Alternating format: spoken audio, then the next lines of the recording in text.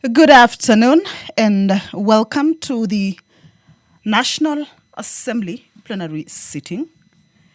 And this fourth day of the month of August, the year 2026.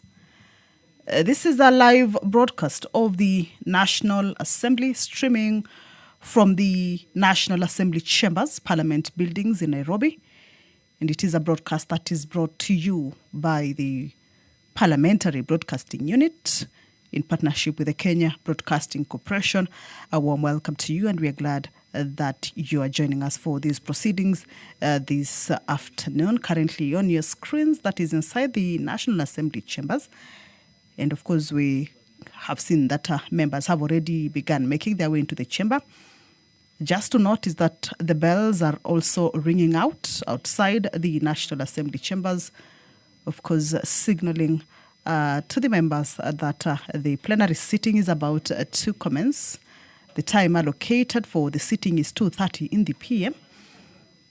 And of course, the members shall be making their way into the chamber to get ready for the business that is lined up for consideration this afternoon. And we shall take a look at just some of the priority business that the members shall be looking into this plenary sitting or during this plenary sitting for this afternoon. There is a bill that is the county government's additional allocations bill. It's a bill that is originating from the Senate, and a bill that was transmitted to the National Assembly for consideration as well as concurrence. And this is a bill that is co-sponsored by the Chairperson, Departmental Committee on Budget and Appropriations. This is Honorable Samuel Atandi, the member for Lego Usonga constituency. The bill was already debated on the floor of the House during the second reading stage. That was during last week afternoon sitting. And basically, it is a bill that provides for the legal framework for channeling supplementary funds beyond the baseline equitable share to the country's 47 devolved units or the county governments. And this is for the financial year 2026-2027, which we are basically currently in.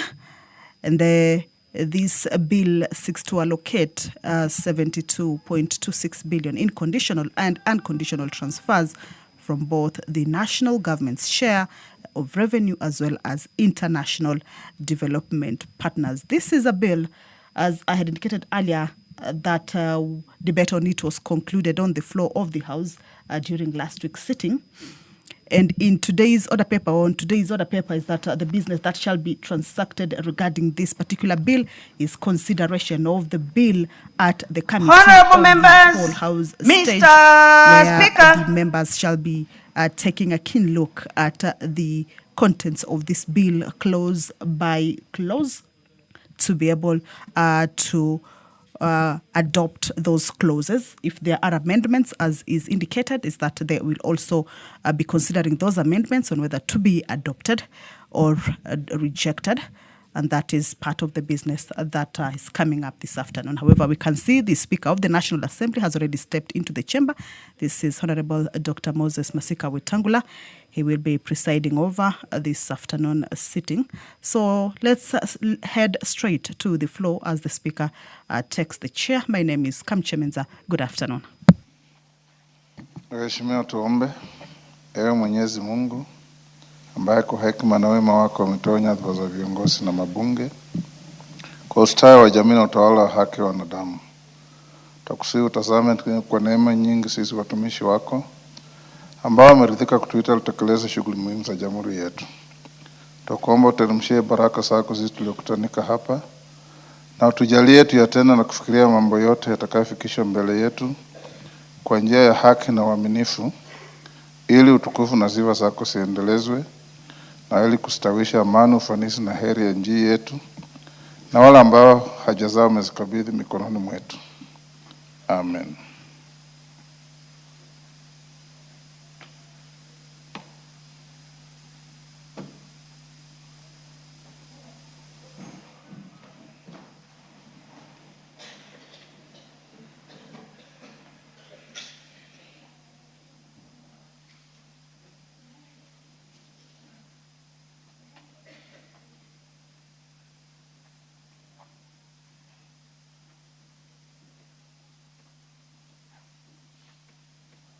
Sergeant, ring the quorum bell.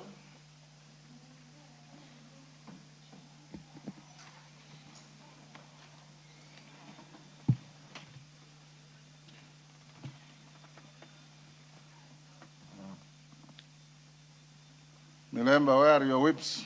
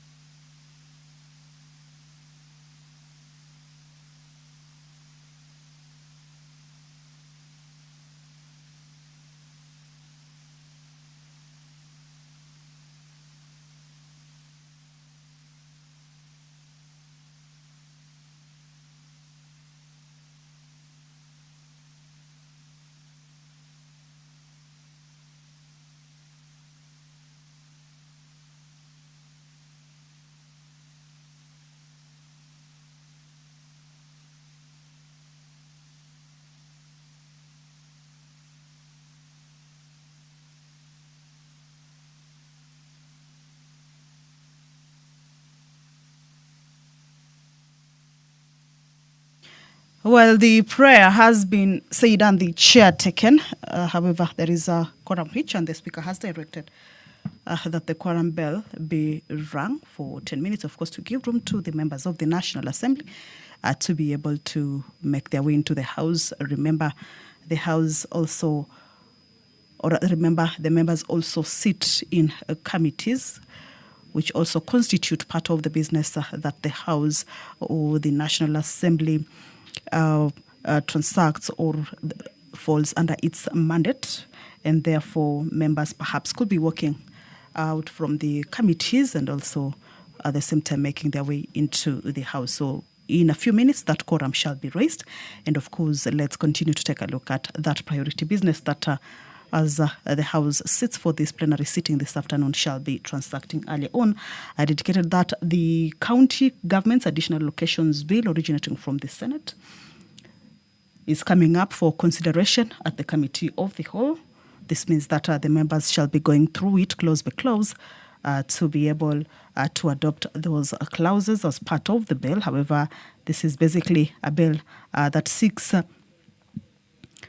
to provide a legal framework for the channeling of supplementary funds beyond the baseline equitable share to Kenya's 47 county governments for the 2026-2027 financial year. And the bill allocates 72.26 billion in conditional and unconditional transfers, that is from both the national government's share of revenue and international development partners. From the money that is coming directly from the national government's share of revenue is 16.46 billion that will be sourced directly, and also 53.82 billion that will be financed through loans and grants from development partners such as the World Bank and among other development partners. There is also the unconditional allocations, which are being derived from local court fines and the 20% share of mineral royalties under the Mining Act. So some of the functions or priority areas that these monies are earmarked to be able to support include the healthcare, and universal health coverage, that is UHC. Also, the industrialization and agriculture, as well as housing, infrastructure, devolution, and administration. So this is part of the priority business that this afternoon the members shall be able to dispense it, this bill. Also, as provided for in the House Standing Order 44, paragraph 2, part C, regarding statements that members can request from various committees, and also responses that the departmental committees give to some of the concerns that are normally forwarded to these departmental committees to be able to give comprehensive answers to, is that this afternoon the Honorable Member for Kilifi County, or rather for Kilifi South, Honorable Ken Chonga, will be requesting for a statement regarding the status of the opening of the Ronald Ngala Utalii College in Kilifi County, a statement that will be forwarded to the Departmental Committee on Tourism and Wildlife to be able to give a comprehensive answer to the member. There are also statements that shall be responded to this afternoon. There is the Departmental Committee on Administration and Internal Security will be giving responses to two statements that were sought by the Honorable Member, one by the Honorable Member for Mwingi Central, Honorable Gideon Mulyungi, and Honorable Agnes Pareyo for Narok North, regarding the security situation in Mwingi Central constituency and Narok North constituency, respectively. The quorum has been attained. I can see the Sergeant at Arms raising that white paper, signaling the quorum has been attained. Allow me to hand you over. Good afternoon. Now have quorum to transact business. Clerk. Order number 1, administration of oath. Order number 2, communication from the chair. Order number 3, messages. Order number 4, petitions. Order number 5, papers.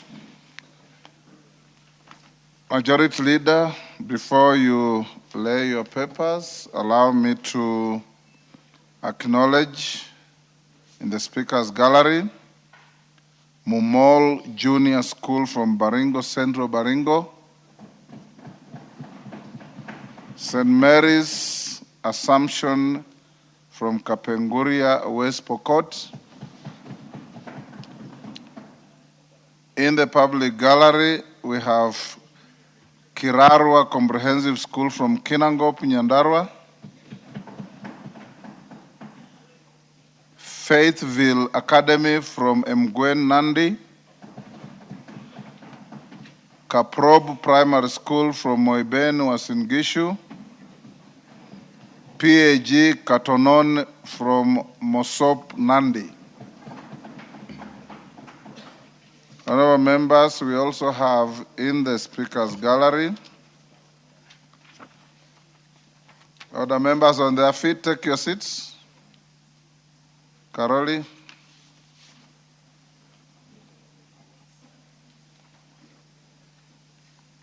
Member for Olkalau, you take the nearest seat when the Speaker says take your seat.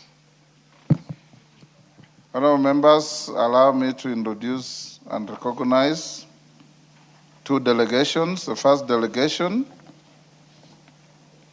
is of members of Bungoma County Assembly, my own county. It is the Assembly Service Board who are seated in the Speaker's Gallery. They are Honorable Emmanuel Situma, Speaker and Chairperson of the Board,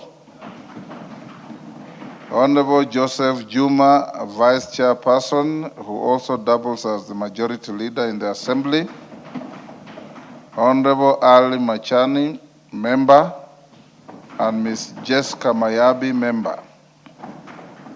The delegation accompanied by the deputy clerk and other assembly staff, is on a visit to engage with the National Assembly's Committee on Member Services and Facilities and share experiences on the management and operation of framework governing members' restaurant, gymnasium, and wellness amenities, among others. Honorable members, on my own behalf and that of the National Assembly, I welcome them to Parliament and wish them a fruitful engagement.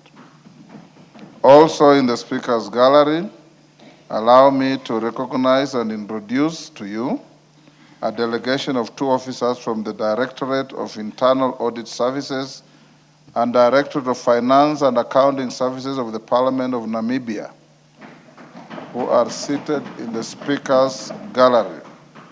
The delegation, honorable members, is on a benchmarking visit to share best practices in the execution of their mandate from their counterparts in our institution. On my own behalf and that of the National Assembly, I welcome them to Parliament and wish them fruitful engagement during their stay. I thank you. Majority Leader. Thank you, Honorable Speaker. Honorable Speaker, I beg to lay the following papers on the table of the House today, Tuesday, 4th August 2026. A. Legal Notice Number 137 of 2026 relating to the Parliamentary Service, Constituency and County Offices Regulations 2026, Explanatory Memorandum and Evidence of Stakeholders' Engagement from the Parliamentary Service Commission. B. Reports of the Auditor General Financial Statements for the year ended 30th June 2021, 30th June 2022, 30th June 2023, 30th June 2024, 30th June 2025, and the certificates therein in respect of the following schools: ACK Giti Secondary School, ACK St. Luke's Cheptiret School, ACK St. Stephen's Kavutiru Boys Secondary School, AIC Kipk Boys High School, Giaki Girls Secondary School, Gitura Secondary School, Irkisonko Boys High School, Kantwana Mixed Day and Boarding Secondary School, Kianjai Boys Secondary School, Marlal Day Mixed Secondary School, Mariari Girls Secondary School, Mithiane Boys High School, Mituntu Girls Secondary School, Nkoile Boys High School, Nyangawa Boys High School, Nyanturago Secondary School, Ortum Boys Secondary School, St. Elizabeth Bitobo Secondary School, St. Elizabeth Okatekok Secondary School, and Thigio Boys High School. Honorable Speaker, I beg to lay.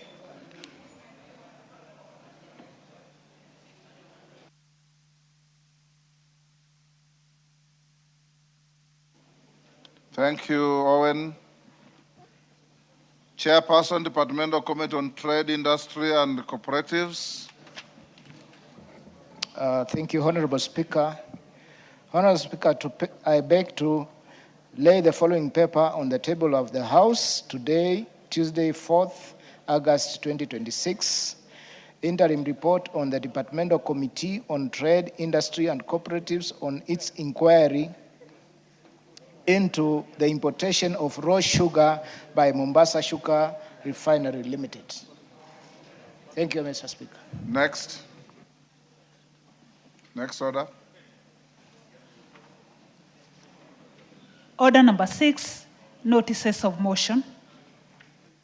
Shinali, Chair, Departmental Committee on Trade.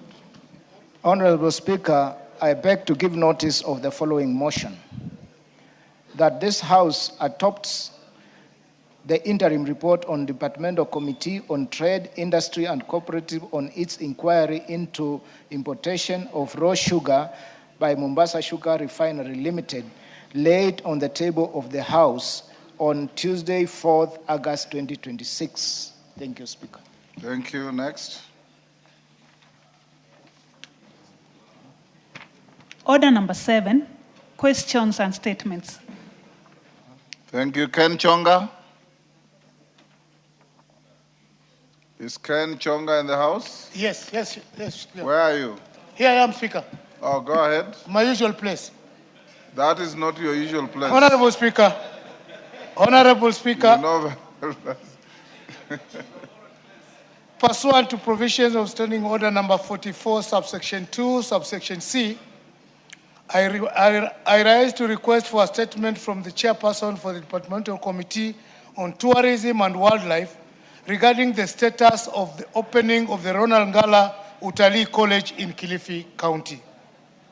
Honorable Speaker, the Ronald Ngala Utalii College, a state-of-the-art institution fully financed by the government of Kenya through the Tourist Trust Fund, is scheduled to officially commence operations on the 1st of September 2026.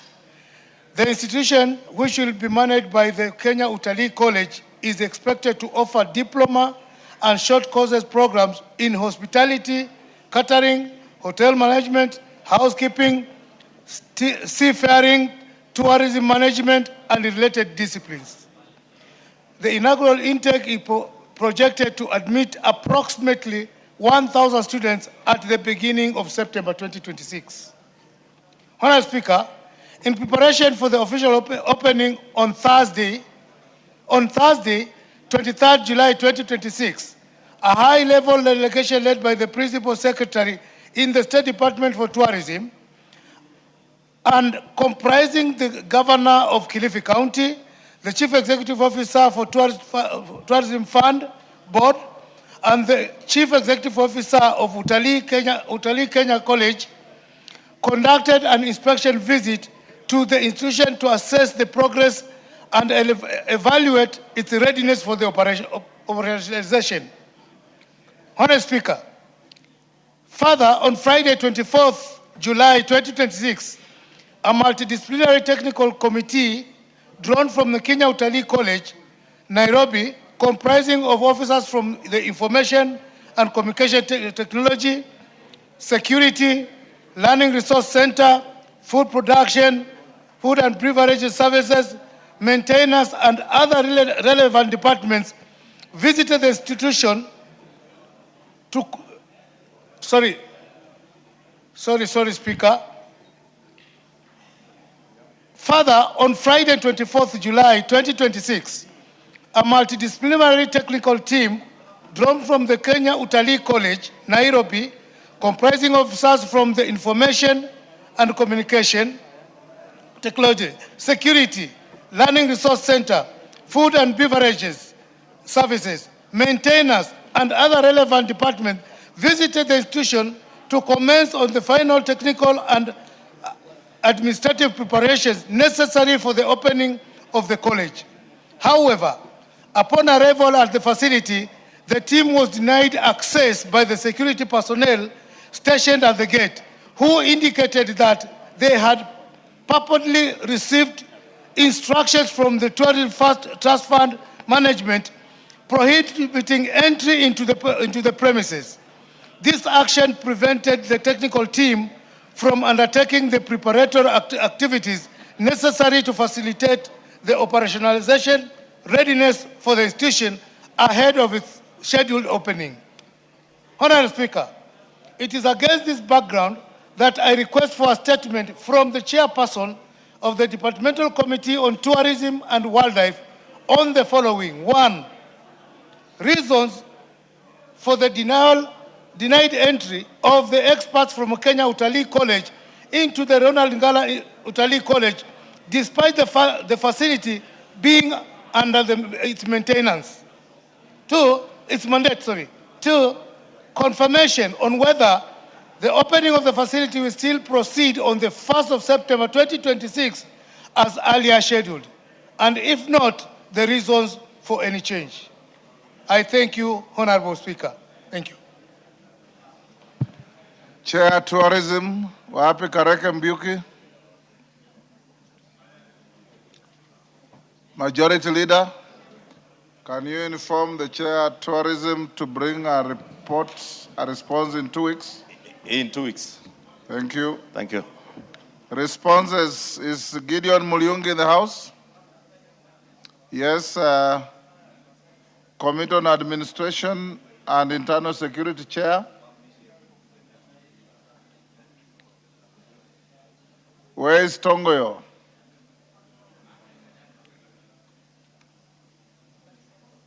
Agnes Pareo, you are standing next to me and you have a statement. Go back. Go back. Is the chair internal security here?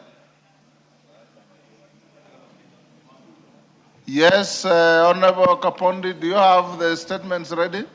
I'm waiting for the statement, Mr. Speaker, but my chair is away, so he delegated the responsibility to me. So you have two statements. What about the one of Gideon Mulyungi? I'm yet to have the statements at hand, Mr. Speaker. So as I go to the next statements, check and see if you can Okay, get the thank you, sir. responses. The next, Irene Mayaka. Irene Mayaka, not in the house. Carola Mondi. Is Carola Mondi in the house? Chair Agriculture. Chair Agriculture.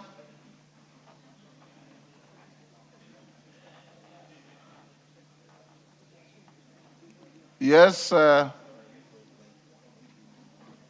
When I last checked, the chair was Mutunga. I see you raising your hand, honorable member. Yes. Carola Mondi, I'm sorry, I had directed in-house business that your statement request be stayed in view of the notice of motion and the paper laid by Shinali, which covers exactly the same issue, so that you can best deal with this matter through the motion. There's an interim report which came to my office. I approved it. It has been tabled. So you can enrich your inquiry through that process. I'll stay your request for the statement for another week or so. Honorable Gashove, in the House, Chair Transport, GK, are you ready? Yeah. Go ahead. Give the chair the mic. There you are. Thank you, Honorable Speaker. Honorable Speaker, the member for Subukia constituency, Honorable Samuel Kashove MP, requested for a statement from the chairperson of the Departmental Committee on Transport and Infrastructure regarding the upgrading of a road in Subukia constituency. Honorable Speaker, in the statement, Honorable Gashove sought to establish, one, plans being put in place to upgrade the Subukia, Mwangaza, Simboyoni, Kanyotu, Bogoine Road to bitumen standards, and two, details of the funds allocated for the upgrading of the road in the financial year 25-26 and financial and the status of the funding. Three, timelines for commencement and completion of the upgrading work, and plans being taken by the ministry to improve the condition of the road and ensure accessibility, especially during the rainy seasons. Honorable Speaker, the committee received a response from the Ministry of Roads and Transport through the Clerk of the National Assembly, which I now wish to make. One, regarding the plans to upgrade the road to bitumen standards, the ministry submitted that the Kenya Rural Roads Authority had undertaken a reconnaissance study to establish the estimated costs of the upgrading of the road. The works are estimated to cost about 1.8 billion Kenya shillings. Two, regarding the funds allocated for the upgrading of the road, the ministry submitted that no funds had been allocated for the project in the financial year 25-26 and 26-27. Honorable Speaker, three, regarding the timelines for commencement and completion, the ministry submitted that the upgrading works will commence once funding is made available. The response did not provide a specific completion date. And 4, regarding the measures being taken to keep the road accessible, the minister stated that KERA continues to undertake routine maintenance to make the road motorable. The Mwangaza Siboi Polepole section was allocated 10 million Kenya shillings under the 10% RMLF for the financial year 25-26, and the works have been completed. 5, and last, the ministry further submitted that the Ponda Mali Kanyotu Bogoine section, road C1206, has been planned for routine maintenance under the 22% RMLF program for the financial year 26-27 at an estimated cost of 6.8 million. Honorable Speaker, I submit. Thank you. Gashove. Thank you, Mr. Speaker. I want to acknowledge the answer that has been given by the chairman, but I want to say that I'm not satisfied. The load is a 42-kilometer load, and looking at the estimated budget to upgrade it to bitumen standard is around 1.8 billion. And the chair reporting to us that they are maintaining the load at a cost of 15 million. That money is too retro. And the 15 million is the normal allocation that every constituency always receives every year. And therefore, we are trying to do spot maintenance.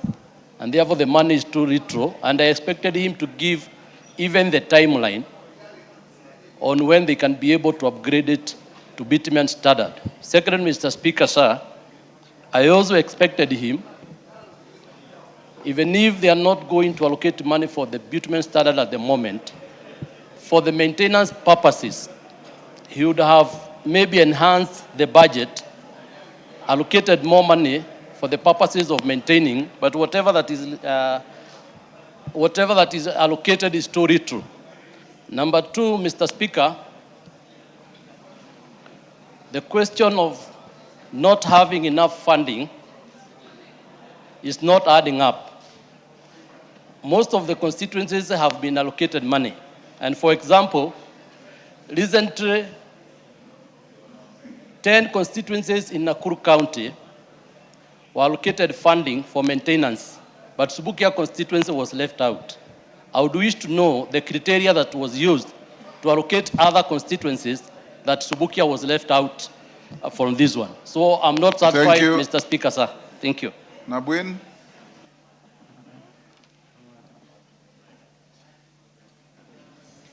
Thank you, Mr. Speaker. Yes, I wanted to ride on. Okay.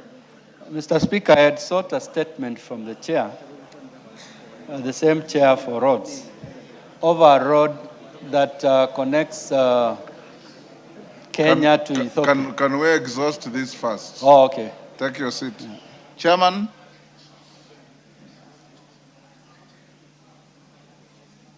Thank you, Honorable Speaker. Had Honorable Kashove's concerns, but unfortunately, I am limited to the response that the ministry has given me. He has asked 2 simple questions, which you can answer even if it's not in the statement. He says, you have allocated very little money to that road. What are you doing about it? And 2, you've given money for maintenance of roads to all constituencies in Nakuru except his. Why? Honorable Speaker, that is not part of the question that he raised here. So if he needs me to respond in that manner, I need to get that information from the ministry. Kashove, you hear that? Yes, Mr. Speaker, sir. You can He's alluding to the fact that it was not part of the question, level. But part of the question was, have they allocated any money, any amount of money, either for bitumen standard or either for maintenance? And he's saying it's not a part of that question. But as a member of parliament, if money is allocated, won't you see it in the books? what I'm trying to say, Mr. Speaker, Sana, to explain, whatever he has quoted here is the literal amount of money, 22% and 10% that are allocated to every constituency. Has a patron in the chair committee. We try to do sport maintenance, but of whatever that we had requested, he has not done anything. And therefore, Mr. Speaker, I request your intervention to have even the CS intervene on this, because the road is in a deplorable situation. It is not accessible, notable, and therefore the answer, I feel, is not adequately responded to. Thank you. GK, can you seek more information and furnish the member through your committee? Yes, Honorable Speaker, I'll seek further information. Thank you, Nabwin. Thank you. Honorable Nabwin. Thank you, Mr. Speaker. Mr. Speaker, I had sought a statement from Chair Roads and Transport over a road that connects our part of the country to Ethiopia. That is Kibish. That statement was read in April, but until today I haven't... in April? April, yes. GK, you know about it? The committee has not even engaged on the same. Thank you, Honorable Speaker. I will engage my clerk, committee Can you clerk, bring to a find, response on yes, to find Thursday out this week? why it has delayed. Thank you. Honorable Kapondi, do you have the response now? Give Honorable Kapondi the...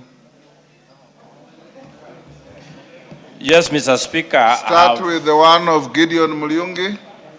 The one for Gideon. Security situation in Mwingi Central. Yeah, Honorable Speaker, I have the two statements. There is a statement that was sought by the Member of Parliament for Mwingi Central constituency, Honorable Gideon Mulyungi. Go ahead with that. And I wish to respond as follows. Because the issues raised, he wanted in particular the identities and circumstances surrounding the exhumation of 4 bodies from shallow graves near Kasina Primary School in Mwingi Town on 9th of June 2026. B, the identities and status of investigations into the matter of the 2 bodies found dumped at River Kangiga in May 2026. C, the status of investigations into the disappearance of Mr. Ngumbau Kianga, reported at Mwingi Police Station by OP number 29/4/11 of 2024, and the steps taken to establish his whereabouts.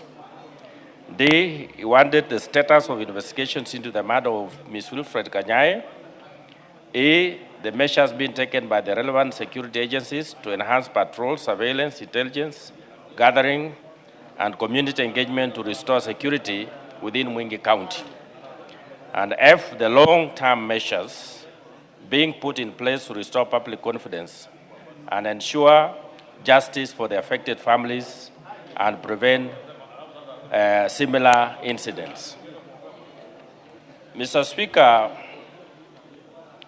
I wish to state as follows: the identities and circumstances surrounding the exhumation of 4 bodies. Mr. Speaker, on 8th of June 2026, a report was made at Mwingi Police Station that a foul smell was emanating from a bush near Galana Petrol Station on the outskirts of Mwingi Town. Police officers responded immediately and established the presence of suspected shallow graves. The area was secured and an application for exhumation orders was made. Following the issuance of an exhumation order by the Mwingi Law Courts on 9th of June 2026, a multi-agency team comprising officers from the National Police Service, the DCI, the Department of Public Health, and Ministry of Health exhumed 4 decomposed bodies of unidentified adult males from 4 separate shallow graves. Subsequently, forensic experts from the DCI headquarters conducted scene reconstruction and transferred the remains to Nairobi City Funeral Home for forensic examination, preservation, and post-mortem analysis. To date, none of the bodies has been positively identified, and no relatives have come forward to claim the remains. Investigations remain ongoing under the DCI Homicide Unit to establish the identities of the deceased and bring those responsible to justice. B, the identities and status of investigations into the matter of the two bodies found dumped at River Kangiga in May 2026. Honorable Speaker, the first body that of an identified adult male was recovered on 28th April 2026 beneath Tier Bridge. The body bore visible injuries and was preserved pending identification and postmortem examination. On 24th of May 2026, a second decapitated and decomposed body of an identified adult female was recovered, concealed in bushes along the Tia River. Police investigations, assisted by a police canine unit, subsequently recovered the missing head. A pair of pliers believed to have been used during the commission of the offense was recovered and secured as an exhibit. Both investigations were taken over by the DCI Homicide Unit. On 16th of May 2026, the investigating team, accompanied by a forensic team from DCI headquarters, attended the autopsy exercise of the 6 unknown bodies at Nairobi City Funeral Home conducted by Dr. Johannes Owuor, the chief government pathologist, who opined the cause of death for each body to be as follows.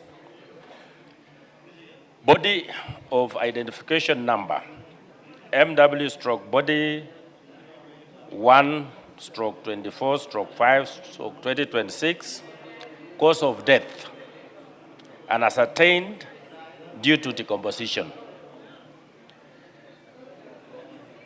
Body number 2/25/5/2026, cause of death, ligature strangulation. Body number 3/9/6 of 2026, cause of death, head injury due to blunt force trauma. Body number 4/09/6/2026 is ligature strangulation. Body number 5/9/6 of 2026, cause of death, head injury. Body number 6/24/5/2026, cause of death, head injury due to blunt force trauma. DNA and toxicology samples were collected from all 6 bodies and forwarded to government chemists for analysis, investigation remain ongoing. C, the status of investigation into the disappearance of Mr. Gumau Kianga reported at Mwingi Police Station via Nairobi number 29/4/11 of 2024 and steps taken to establish his whereabouts. Honorable Speaker, on the November 2024, Mr. Muli Kianga reported the disappearance of his son, Mr. Ngumbau Kianga, at Mwingi Police Station via Nairobi number 29/4/11 of 2024. He reported that his son, a boda operator from Lundi Village, Mui location, Mwingi East Sub-County, Kitui County, had received a phone call on 3rd November 2024 from an identified individual requesting transport service. On the morning of 4th of November 2024, Mr. Ngumbao Kianga left home at approximately 6 a.m. in the morning aboard his motorcycle to attend to the purported client but failed to return home. Efforts by the family members to reach him were unsuccessful, prompting the missing person report to the police. Investigations were immediately commenced and a missing person signal circulated nationally. Investigations led to the arrest of one suspect, Joseph Ngui, whom a SIM card associated with the missing person was recovered and secured as an exhibit. A second suspect, Florence Mavengi Malombe, was arrested on 6 February 2025, and mobile phone believed to be of evidential value was recovered from a residence at Lundi Center. Joyce Kitondo Mutembi, who was identified as the last person to have communicated with the missing person and the alleged client who requested Transport Services, was also arrested on 7 February 2025. The three suspects were presented before court under miscellaneous application number 17 and 18 of 2025, where custodial orders were granted for their detention at Kitui Central Police Station for 10 days to facilitate investigations, including the acquisition of our call data records from the relevant mobile service providers. Upon expiry of the custodial period, the suspects were released after the miscellaneous applications were concluded, as the requested call data records had not yet been availed. The matter was subsequently scheduled for mention on 26th of October 2025, when the court was informed that one of the suspects, Joyce Kitondo Mutemi, had passed away and had already been buried, a fact that was confirmed through production of a burial permit by her son. Investigations into the disappearance of Ngumbau Kianga remain ongoing. His whereabouts have not yet been established, and the matter remains pending before the court. Status of investigations into the matter of Ms. Wilfred Kanya. Honorable Speaker, on 12th of May 2026, at approximately 6:30 a.m., Mr. Cyrus Mbwenyi Mangangi reported at the Kithioko Police Station by ROPI number 06/12/05/2026 that he had discovered the lifeless body of his girlfriend, Ms. Wilfred Kanyai, at Kithioko River. Police officers from Masinga Police Station promptly visited the scene at Kithioko River in Masinga Sub-County, Machakos County, where they How much recovered the body. longer, Kapondi? It is a lengthy statement, Mr. Speaker. Can you paraphrase it? It's too long. Yeah, it is too long. So let me just give the highlights of it. The post-mortem examination conducted on the body, Mr. Speaker, on 20th of 2026 by Dr. Vita Christopher concluded that the cause of death was strangulation, secondary to blunt force trauma, and neck compression, findings consistent with assault. The deceased mobile phone recovered at the scene was subjected to forensic examination analysis, and it established that the incoming and outgoing communication prompting investigation to request call data records from the relevant mobile service provider. The results are pending. The matter remains under active investigation, Mr. Speaker. Mr. Speaker, on the measures taken by the relevant security agencies to enhance patrol, surveillance, intelligence gathering, and community engagement, several interventions to strengthen security within Mwingi Central have been implemented, including the National Police Service has strengthened both foot and mobile patrols to deter criminals while maintaining a heightened police presence in key areas and other vulnerable locations. 2, the National Police Service has circulated the Fichua Kwa DCI toll-free hotline and encouraged members of the public to report incidents and share intelligence anonymously with assurance of confidentiality and safety of whistleblowers. 3, community policing committees are being revitalized to strengthen collaboration between law enforcement agencies and local communities. This initiative promotes real-time investigation, information sharing, and enable quicker responses to suspicious activities and emerging threats. 4, regular public forums and consultative meetings are being conducted. And finally, Mr. Speaker, the long-term measures being put in place to restore public confidence, ensure justice for the affected families, and prevent similar incidences. Mr. Speaker, the Ministry continues to implement long-term reforms, including enhancing transparency through regular public communication on progress of investigation, while safeguarding the integrity of criminal proceedings. Secondly, strengthening accountable, people-centered policing anchored on the rule of law, professionalism, and respect for human rights. 3, continuous capacity building and specialized training of investigations to improve investigation effectiveness. And finally, leveraging on modern technology, including digital case management systems, electronic occurrence book, CCTV integration, and digital tools to enhance accountability, evidence management, and operational efficiency. Honorable Speaker, we appreciate the concerns raised by the Honorable Member and wishes to assure this House that every effort is being made to establish the identities of the deceased persons, apprehend those responsible for these heinous crimes, and ensure that justice is served. The Ministry remains committed to strengthening security in Mwingi Central, constituencies, and across the country through sustained collaboration with all stakeholders. Thank you, Mr. Speaker. Mulungi, you've heard that long, winding statement. Yes, The long and short of it Honorable is that, Speaker, hold on, Mulungi. the long and short of that statement. Mulungi, skiza. The matter is in court, right? Kapondi, do you say the people have been arraigned in court? Yes, Mr. Speaker, the matter is So before the whatever court. clarifications you wish to have should not prejudice the court proceedings. Honorable Speaker, there are three issues. It's only one in court. Okay, Yes. go ahead. So, Honorable Speaker, the long and short of that statement is that it's not factual. It's not factual at all. Challenge him. It's not factual. Reason because, number one, Mr. Speaker, these bodies were exhumed in June.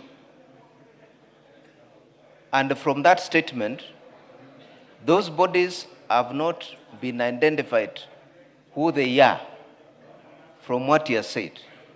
And that is 3 months ago, Mr. Speaker. Mr. Speaker, also, we do not know because from the community, nobody has claimed those bodies. It means those bodies were transported from elsewhere to Mwingi.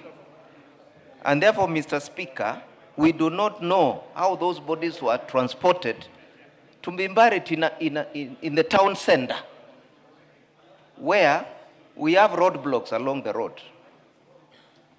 Finally, Mr. Speaker, we do not know who committed those crimes. Nothing has happened. That is on the mass graves.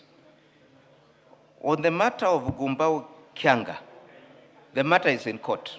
But Mr. Speaker, the family is not updated. They are not aware whether the matter is in court because it is the family who brought the matter to me. So the DCI, the IO, does not brief the family. That is where the problem is, Mr. Speaker, sir. On the matter of Winfred Kanya, who was murdered, the report, the statement says that corn data were taken for analysis. And the police are waiting for the report of the analysis. Mr. Speaker, this is 3 months ago. How can the police be waiting for analysis of corn data for 3 months? This is something that can be done in less than a week from my previous experience. So there must be something that is not right, Mr. Speaker. Finally, Mr. Speaker, Yes. they are saying that they have taken action. The police in Mwingi have taken action to involve the communities. And they have said they have shared Fichua kwa DCI hotline number. If as the area member of parliament, I'm not aware that there is a hotline that has been circulated by the DCI in Mwingi, who else is aware? If I'm not aware myself.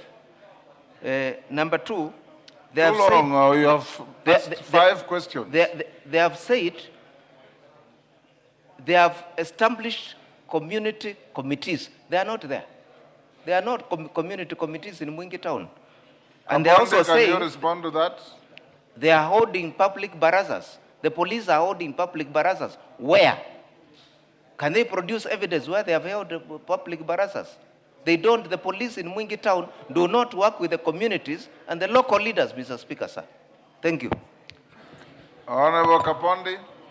Yeah, Mr. Speaker, maybe for the benefit of the member, on future kwa DCI toll-free hotline, I can read it to him so that he can write it down and maybe inform his constituents.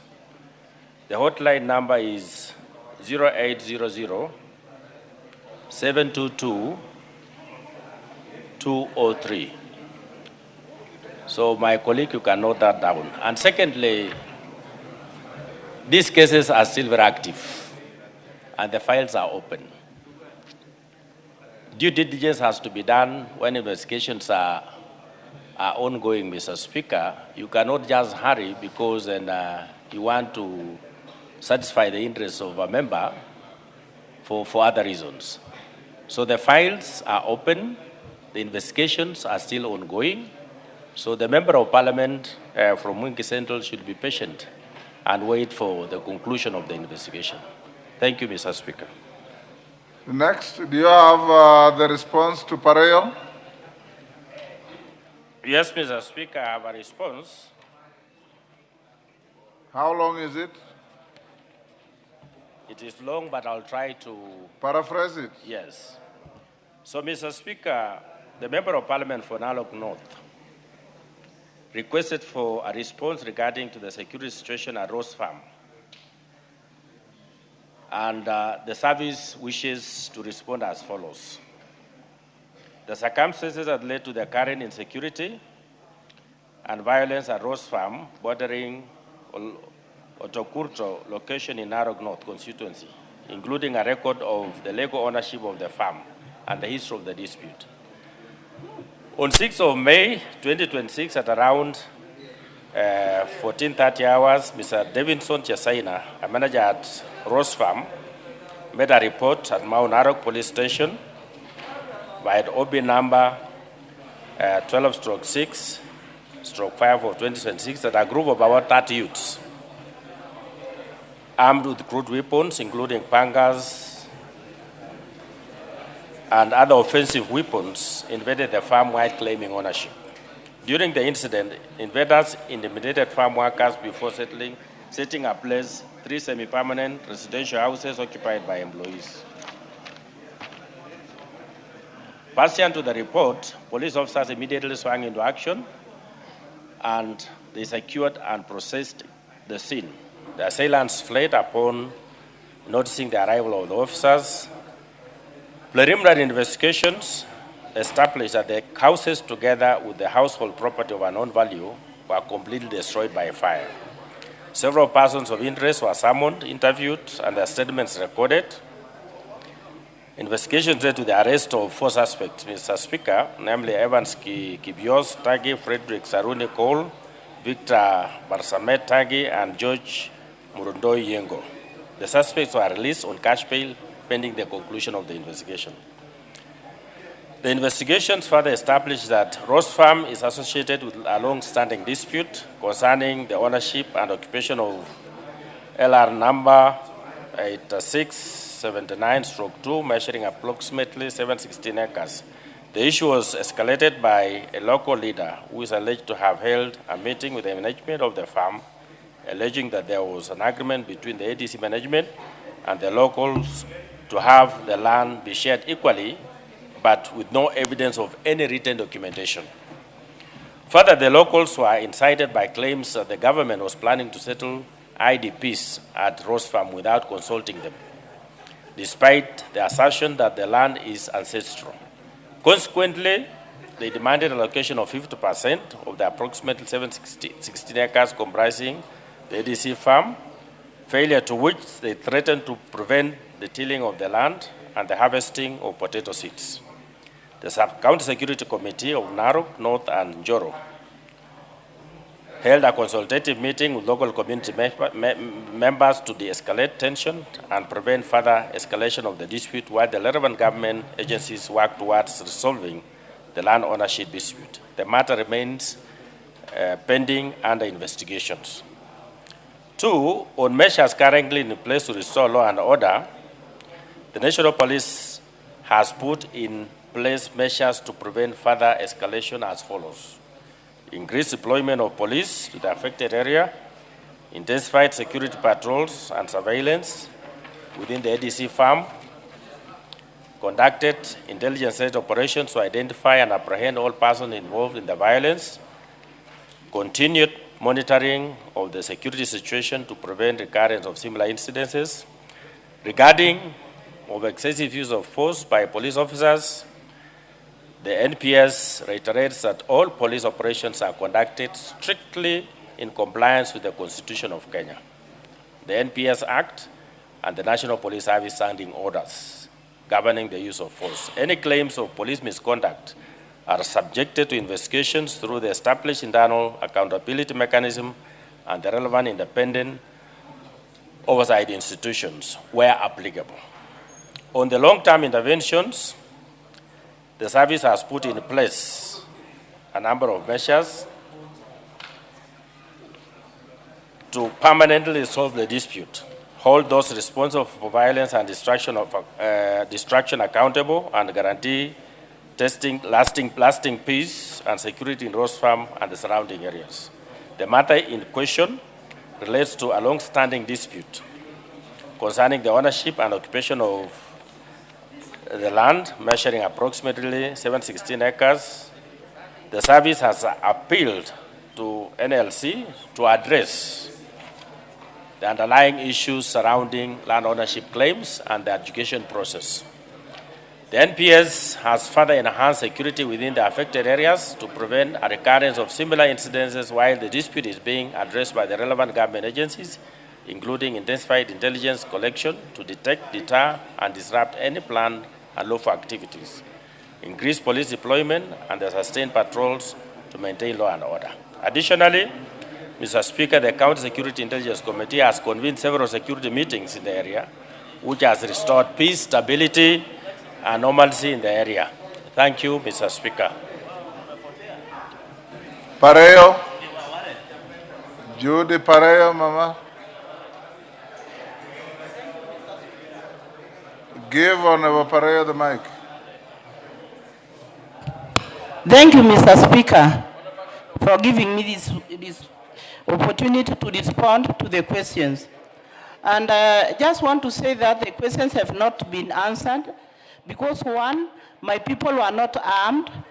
They were found in their own houses, villages, at 6, and nobody gave a notice of any issue. So there was a lot of confrontation and the shootings, and the police moved people left and right without explaining them why they were there and why they were shooting. And then there was a lot of force that was used to cultivate the land. So my people are still waiting for the answers to the ownership of the land because we still don't know, and we don't know why they were using force, and there was nobody that was refusing them the opportunity if they had a right. So to me, I think the question have not been answered well.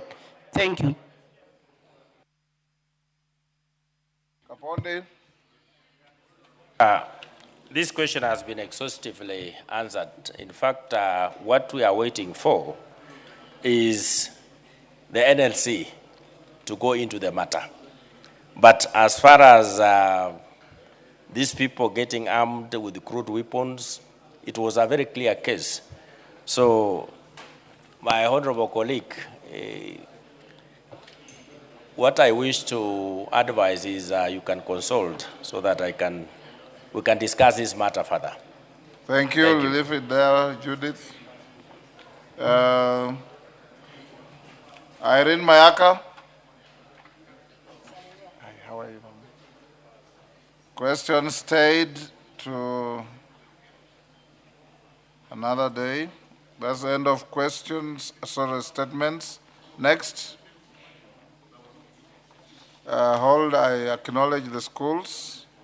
In the Speaker's Gallery, honorable members, we have Holy Trinity Girls Senior School from Kapenguria, West Pokot. We have Sitam Schools from Kisumu, Central Kisumu.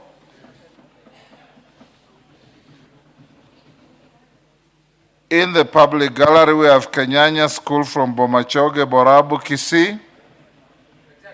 Nibs College from Juja, Kiambu, Olmeosh School from Kilgoris, Narok, Olongolin School from Kilgoris, Narok. On my behalf and on behalf of the House, we welcome the students, their teachers, and those accompanying them to the House of Parliament. Next. Order number 8. Hold on. Member for Bomachoge? Yes. Thank you, Mheshimiwa Speaker. Take less than a minute. We have so many schools in the gallery. Thank you. Thank you very much. Honorable Speaker, it's a pleasure to take the mic to welcome Kenyanya Junior Academy to this parliament. I'm sure it's a surreal moment for them. I would like to wish them as they walk around and ask questions around what this parliament is about. I want to wish them very well. I want to say how proud I am of the work that they continue to do in their academics, and also welcome the other schools that have accompanied them to this parliament. I wish them well as they travel back. I thank you so much, Honorable Speaker. Thank you, Honorable Member. Next. Order number 8, the Business Laws Amendment Bill, Senate Bill number 51 of 2024. Question to be put. Members on their feet, take your seats.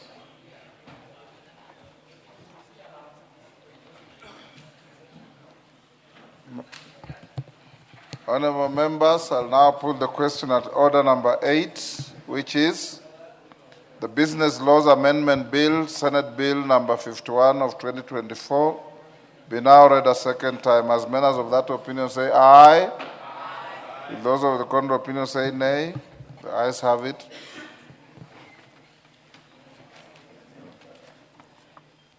A bill for an act of parliament to various laws and for connected purposes. Next. Order number 9, the Competition Amendment Bill, National Assembly Bill number 4 of 2026. Question to be put. Members on their feet, take your seats. Honorable members, I'll now put the question at order number 9, which is the Competition Amendment Bill, National Assembly Bill number 4 of 2026, be now read a second time. As members of that opinion say aye. Aye. Will those of the contrary opinion say nay? The ayes have it. Next.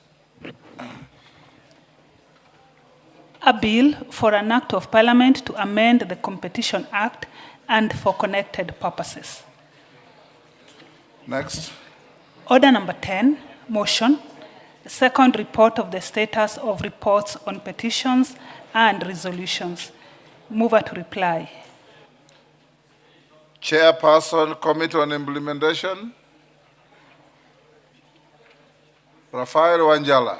I thought I heard him talking from the back there.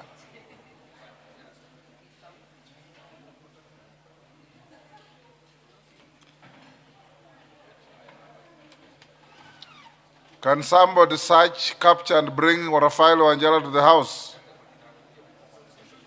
I saw him here.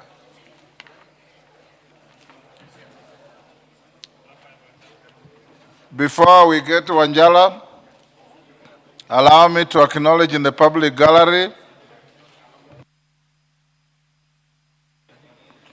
Lakewood School from Rongo, Migori, Chakim Baptist School from Buri, Meru, St. Scholastica School from Moibenu, Uasin Gishu, Legacy School from Kiminini, Trans Nzoia. On my behalf and on behalf of the House, we welcome the students, their teachers, and those accompanying them to Parliament. Order number 10. Majority Leader, where is Rafael Wanjala?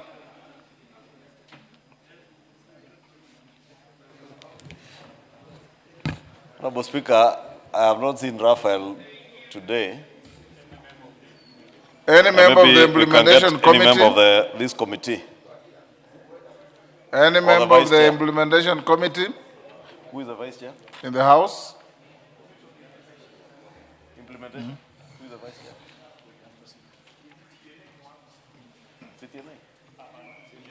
Okay, we'll proceed to the next order. Next one. Order number 11. Order number 11, Committee of the Whole House. Honorable members, will you be upstanding?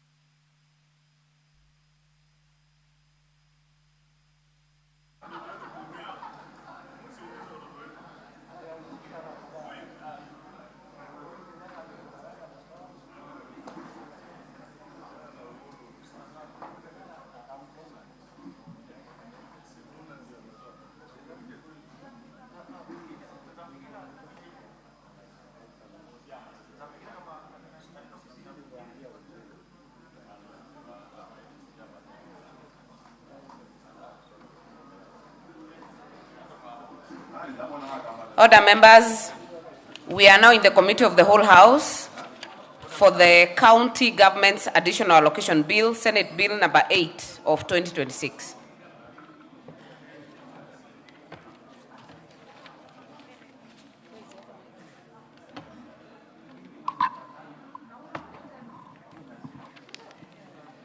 Clause 3 and 4. I propose the question that clause 3 and 4 be part of the bill. There is no amendment. I put the question that clauses 3 and 4 be part of the bill. Will as many as have that opinion say aye? Will as many as have a contrary opinion say nay? The ayes have it. Clause 5. I propose the question that clause 5 be part of the bill. Chair, Budget and Appropriations Committee, you have some amendments. You have the floor. Thank you, Chair. I propose that clause 5 be amended A in subclause 2 by deleting paragraph C, 1 and 2 deleting paragraph 6, and B, and in subclause B, and in B in subclause 3 by deleting the words, deleting from 1 to 8. I just want to summarize, Honorable Chair, by stating that these deletions, the deletions are, we are deleting KIPES allocations because KIPES allocations were redirected for equipping of the same. So we had removed them from this bill. And 2, we are deleting paragraph F that allocated resources for settlement of arbitrary award to the county government of Meru. So these 2 deletions is the reason we are making these amendments. Just in summary. Thank you. Very well. Honorable members, I therefore propose the question that clause 5 be amended as proposed by the chair. If you intend to speak to these, use the intervention. Makali Mulu. Yeah, thank you, Honorable Chair. Honorable Chair, I wanted to support this amendment. Just as my chairman has said, the reason why there is this amendment is because the money is not in the budget for the new structures. So I support. Very well. I now put the question that clause 5 be amended as proposed by the chair. Will as many as have that opinion say aye? Will as many as have a contrary opinion say nay? The ayes have it. I now put the question that clause 5 is amended be part of the bill. Will as many as have that opinion say aye? Will as many as have a contrary opinion say nay? The ayes have it. Clauses 6, 7, 8, 9, and 10. These have no amendments. I propose the question that the clauses 6, 7, 8, 9, and 10 be part of the bill. I now put the question that clauses 6, 7, 8, 9, and 10 be part of the bill. Will as many as have that opinion say aye? Will as many as have a contrary opinion say nay? The ayes have it. First schedule. I propose the question that the first schedule be part of the bill, be the schedule of the bill. I now put the question that the first schedule be the schedule of the bill. Will as many as have that opinion say aye? Will as many as have a counter opinion say nay? The ayes have it. Second schedule. I propose the question.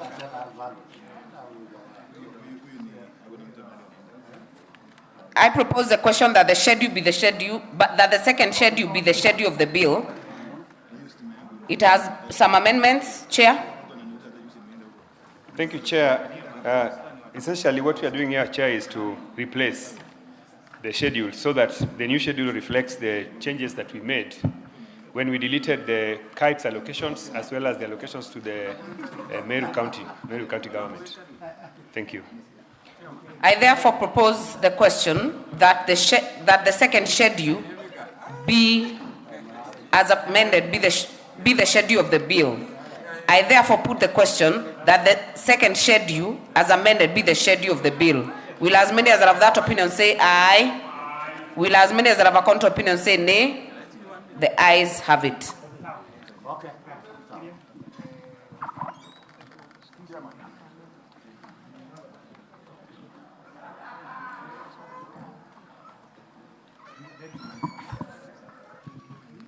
Third schedule. I propose the question that the third schedule be the schedule of the bill. There is a proposed amendment. Honorable Chair, I propose that the bill be amended by deleting the third schedule and replacing therefore with the new schedule. The new schedule provides for the changes to the donor funds that align with the budget and reflecting the grant and loan components. Honorable Chair, we had separated funds that were meant funds that are grants and funds that are loans. So what we are doing is basically to align it so that it reflects the changes. Thank you. Very well. I propose the question that the third schedule be amended as proposed by the chair. No interest. I therefore put the question that the third schedule be amended as proposed by the chair. Will as many as have that opinion say aye? Will as many as have a counter opinion say nay? The ayes have it. I now put the question that the third schedule as amended be the schedule of the bill. Will as many as are of that opinion say aye? Will as many as are of that opinion say aye? Aye. Will as many as are of a counter opinion say nay? The ayes have it. Long title.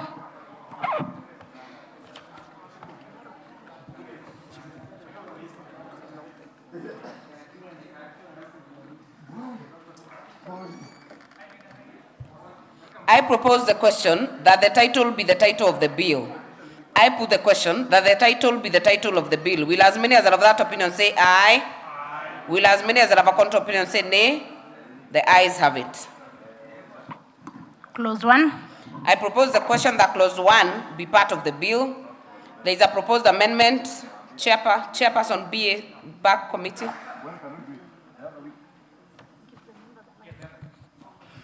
Give Honorable Atandi the microphone. I propose that the clause 1 of the bill be amended by inserting the words and shall come into force upon publication in the Gazette immediately after the words County Government's Additional Allocations Act 2026. Honorable Chair, the intention here is that there's a provision in Article 116 of the Constitution that a specific date of commencement be provided. That date be specific and be provided.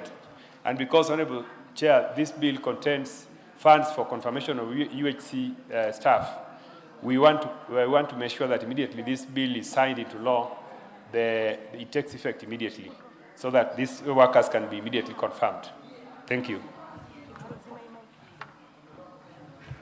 It's okay.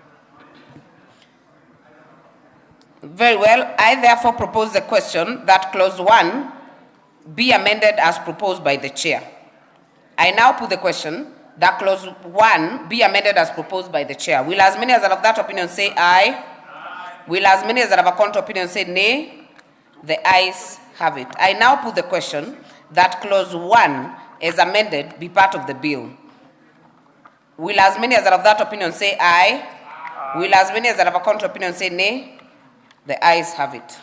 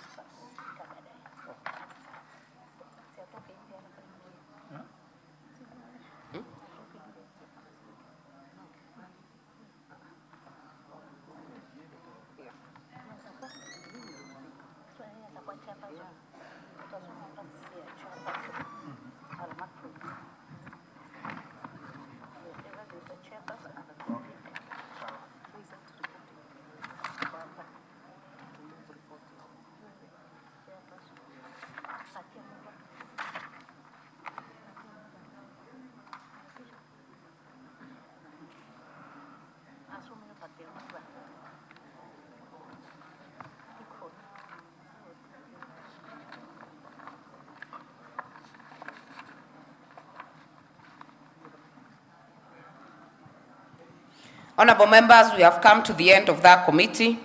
Mover to move reporting.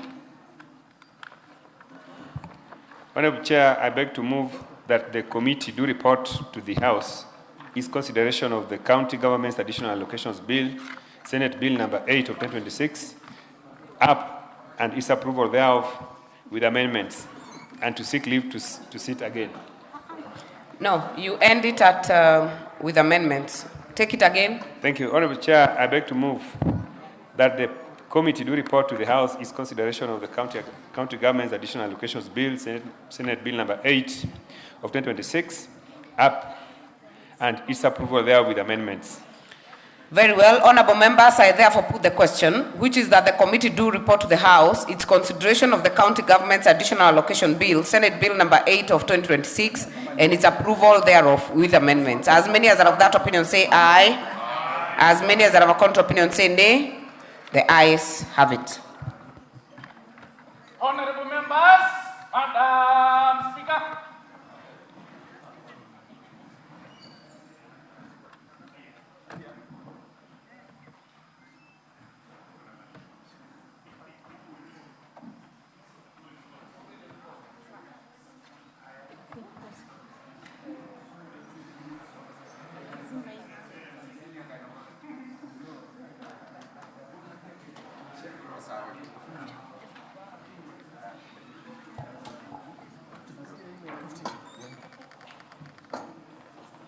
Chairperson.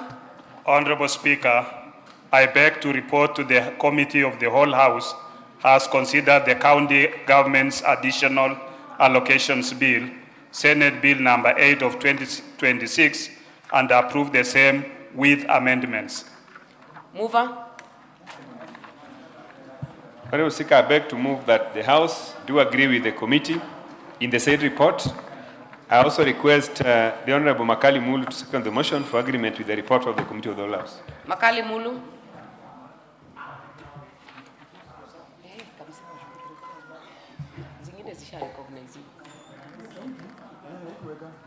Give Honorable Makali the microphone.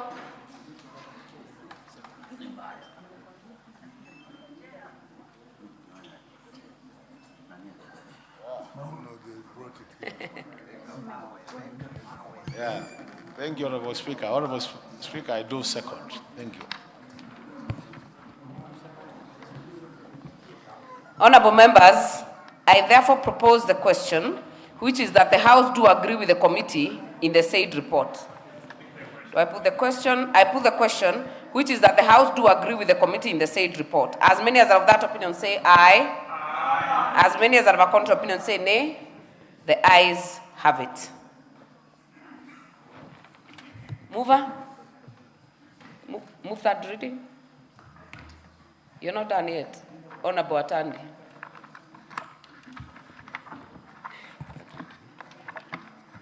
Honorable Speaker, I would like to move that the County Government's Additional Allocations Bill, Senate Bill number 8 of 2026, be now read at that time. Appoint a seconder. And request the Honorable Makali move to second. Honorable Makali. Thank you, Honorable Speaker. Honorable Speaker, I do second the reading of the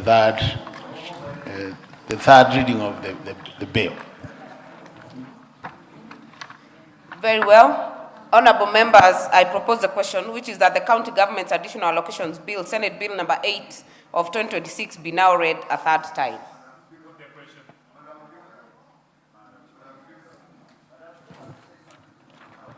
Member for Seme. Thank you, Madam Speaker. I rise to support the third reading, but I would like to make 2 points. One, Madam Speaker, this is a bill that comes for additional allocation. It comes, it goes, the Senate works on it after we have done the budget. But I've noted that even things that have actually not been removed or been changed in the budget do still come, and we have to make amendments as the chair of the committee was doing. But I think this is so basic that if the process are coordinated, what has been removed from the budget should not appear. So I think next time, maybe Senate should be more careful. Number 2, Madam Speaker, this particular additional allocation is so important as regards the UHC workers. We hope that now the counties and the governors will now actually absorb these people, because this is the second time this money is being put and the process is not being completed. So I call upon the governors to actually this time settle the matter of UHC workers. That I support. CNN. Thank you, Madam Speaker. Madam Speaker, I just want to say that I support this bill, but Madam Speaker, I just raise the concern the time it has come when we have already done the budget. But I really want to request the governors to be serious. Madam Speaker, most of the people, they are going to hospitals and they are being told to buy drugs, to buy even things to do vaccination. Most of the hospitals are totally under-equipped, and even they don't have even basic drugs. Madam Speaker, I want to support, but still, this bill concerning community health promoters must be taken very seriously, and so that the health of our people can actually be catered for. With those few remarks, I support. Funyula. Honorable members, I beg that we do not open the debate. This is third reading.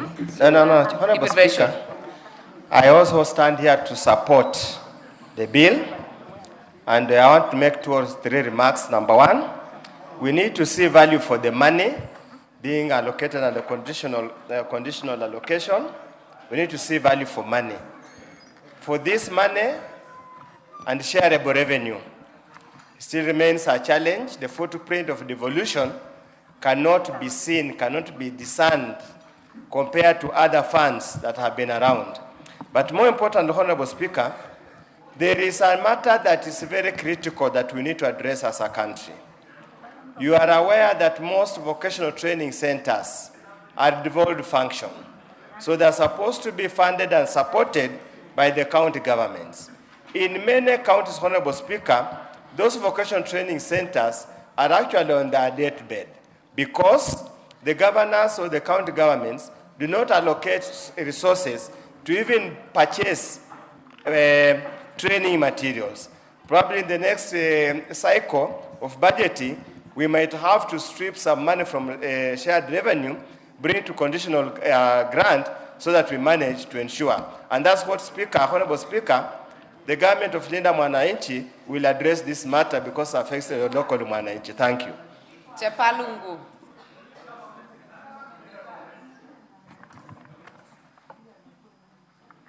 Yeah. Honorable members, dreams are free.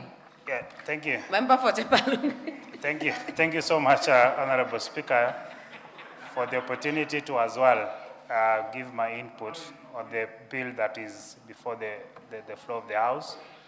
And even though the bill is coming immediately after the passage of the budget, this is critical to the caregivers back at home.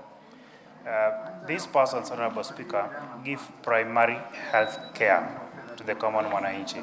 It is very critical that now the governors have a leeway and now they can proceed to do recruitment and to enumerate these particular persons, for they are playing a very critical role in our society. And for that case, Honorable Speaker, I support. Thank you. Wamboka. I want to support a bill that Honorable Atandi is putting to this House. But, Madam Speaker, we need to go back to the drawing board and ask ourselves, where did the rain start beating us as a country, Honorable Speaker? We've been pumping a lot of money, we've been appropriating a lot of money into county governments. But, Honorable Speaker, very little is happening. We as a House must now push for accountability, Madam Speaker. Most of the hospitals in county governments do not have drugs. Workers are not remunerated well, Honorable Speaker. We have CHPs that our honorable members alluded to. They are not being paid. Where do these governors take these monies, Madam Speaker? Virtually nothing is happening in these county governments, Madam Speaker. We just see governors roaming around with a very huge convoys, Madam Speaker, being busybodies at the expense of the common mwananchi. So we want to encourage county governments. We want to encourage governors. Madam Speaker, you move around some schools, the ECDs. There are no classrooms, Madam Speaker. Where I come from, in my constituency, there is a primary school called Namasa Primary School. There is no ECD classes, and yet the county receives a lot of money. Member for Endebess. Member for Endebess, there is a point of order. Really? Yes, there is a point of order. I didn't want to interrupt my colleague, the Honorable Wamboka, but I don't know whether he was describing my Governor Natembeya, because what he said exactly fits my governor. Now, I don't know what he has with my governor that he can describe him completely in the floor of the House as roaming around with a fleet of vehicles and not doing any development in the county and in the Linda Mwananchi team. Wamboka, you have 1 minute. Wind up. Yeah, actually, on the contrary, there's a poll that has been released today which puts Governor Natembeya as the second best governor in the country. And yes, I want to admit that Governor Natembeya is our leader, one of our leaders in Linda. What is out of order? Honorable. Member for Molo. Can you protect me, Speaker? No, point of orders are allowed by the standing orders. Only that they need to be points of order. Honorable Speaker, I raise on point of order on statement of facts that the honorable member should state which report. Is it the Auditor General's report? Is it the Controller of Budget's report? And he must table that report before this House that is quoting, having ranking some governor who the honorable member for Endebess describes as just the only achievement is walking around in a fleet of vehicles, Honorable Speaker. Honorable Wamboka, you have the floor. Honorable Speaker, if we were to go into describing these governors, a lot of governors who are not doing anything, they are on the other side of the aisle. And that is why, Honorable Speaker, it is encouraging, they are in government. They are in this Tumbo government, the Honorable Speaker. And that is why, when we take over government under President Edwin Sifuna, we are going to ensure that services to mwananchi are rendered in time and quality services, Honorable Speaker. And if you look at our side, the governors we have, we are proud of Governor Orengo. We are proud of Governor Natembeya. We are proud of Governor Irungu Kangata. They are doing a good job, Honorable Speaker. They are working for this country. We are asking for accountability from governors. Do you want to be informed by CNN? I can't be informed by people who rely on their stomachs, Madam Speaker. We can't. We cannot. So we want to implore on governors, Madam Speaker. So, jokes aside, we want accountability. We want accountability. We want services. The other day, they are fighting us over roads money, Madam Speaker. And when you go to our villages, the roads that are being done are done by Kera. Now, you ask yourself, the money we give governors, where do they take this money, Madam Speaker? So I want to support. Mudhoni, what is out of order? Madam Speaker, I'm shocked that the member is talking of governors, and that means he is putting all of them in the same blanket. Let him be specific and talk about a governor who is misappropriating, who is not doing the right thing. Honorable Dorothy, including Honorable Dorothy, that is a point of debate, because I heard the member very well. He has singled out some, but made a general comment on governors, on their allocation to county government, which is very in order. But you have taken too much time. It's not second reading. As I finish, Honorable Speaker, I think we'll have to induct the Honorable Member. Do not go there. Honorable Amboka, you and Honorable Mudhoni are serving in this house for the first time. You are the same level. Please do not cast aspersions. Clearly, I'm a first timer, but you know I'm a ranking member, so that's okay. Unless the meaning of Madam ranking Speaker, has changed. Honorable Amboka, you can make your point without casting aspersions. Honorable Speaker, she's a very good friend of mine. That is actually on a light note. Madam Speaker, the point remains, can the governors be accountable for the monies that are appropriated into counties? That is the point we are putting to this floor. And it cuts You have across made your all point. governors. Thank you, and I support. Honorable members, allow me to put the question on this. Honorable members, I put the question, which is that the County Government's Additional Allocations Bill, Senate Bill number 8 of 2026, be now read a third time. Will as many as are of that opinion say aye? Aye. Will as many as are of a contrary opinion say nay? The ayes have it. Honorable members, before we go to the next order, allow me to recognize in the speakers gallery this afternoon Entanda girls from Kitutu Chache constituency, Kisii County, Itierio girls from Bonchari constituency, Kisii County, and St. Peter's Academy from Kitutu Chache South, Kisii County. We welcome you to observe the proceedings of the House. I have been requested by the Honorable Charles to not only, Honorable Clive, not only to welcome from your constituency, but all of them. Thank you, Honorable Speaker. I was wondering who Honorable Charles is. Honorable Speaker, let me take this opportunity to welcome the young boys and girls who are visiting the House to get to understand and have a feel of what takes place here. And also for the young ladies who have come here, Honorable Speaker, they're even lucky to find that today on the Speaker's chair is a well-educated lady who has grown the ranks to become a Speaker in this House. It tells you that you do not have any limits as a girl child, and you can also make it not only to sit in this House, but also to be a Speaker in this House. We welcome you, and we wish you a very educative trip while you are around. Thank you, Honorable Speaker. Honorable members, before we go to the next order, allow us to finish on order number 11 on third reading. Clerk. A bill for an act of parliament to provide for the additional allocations to county governments for the 2026-2027 financial year, the responsibilities of the national government and county governments pursuant to such allocations and for connected purposes. Next.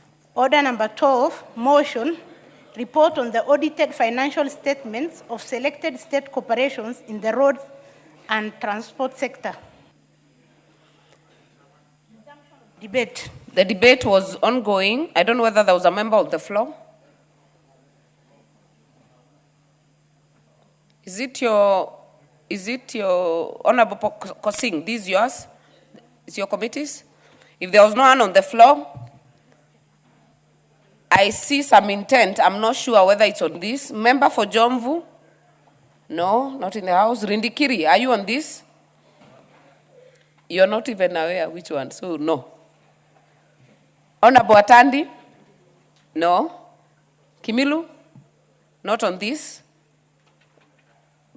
Yes. That's the interest I have. If there is none interested on this, I'll call the mover to reply.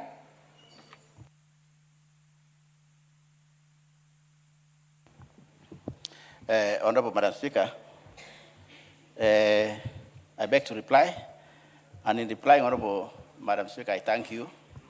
I also thank honorable members of my committee, that is PIC, Commercial Affairs and Energy, for really burning the midnight oil, Madam Speaker, in going through all the parastatals which we did.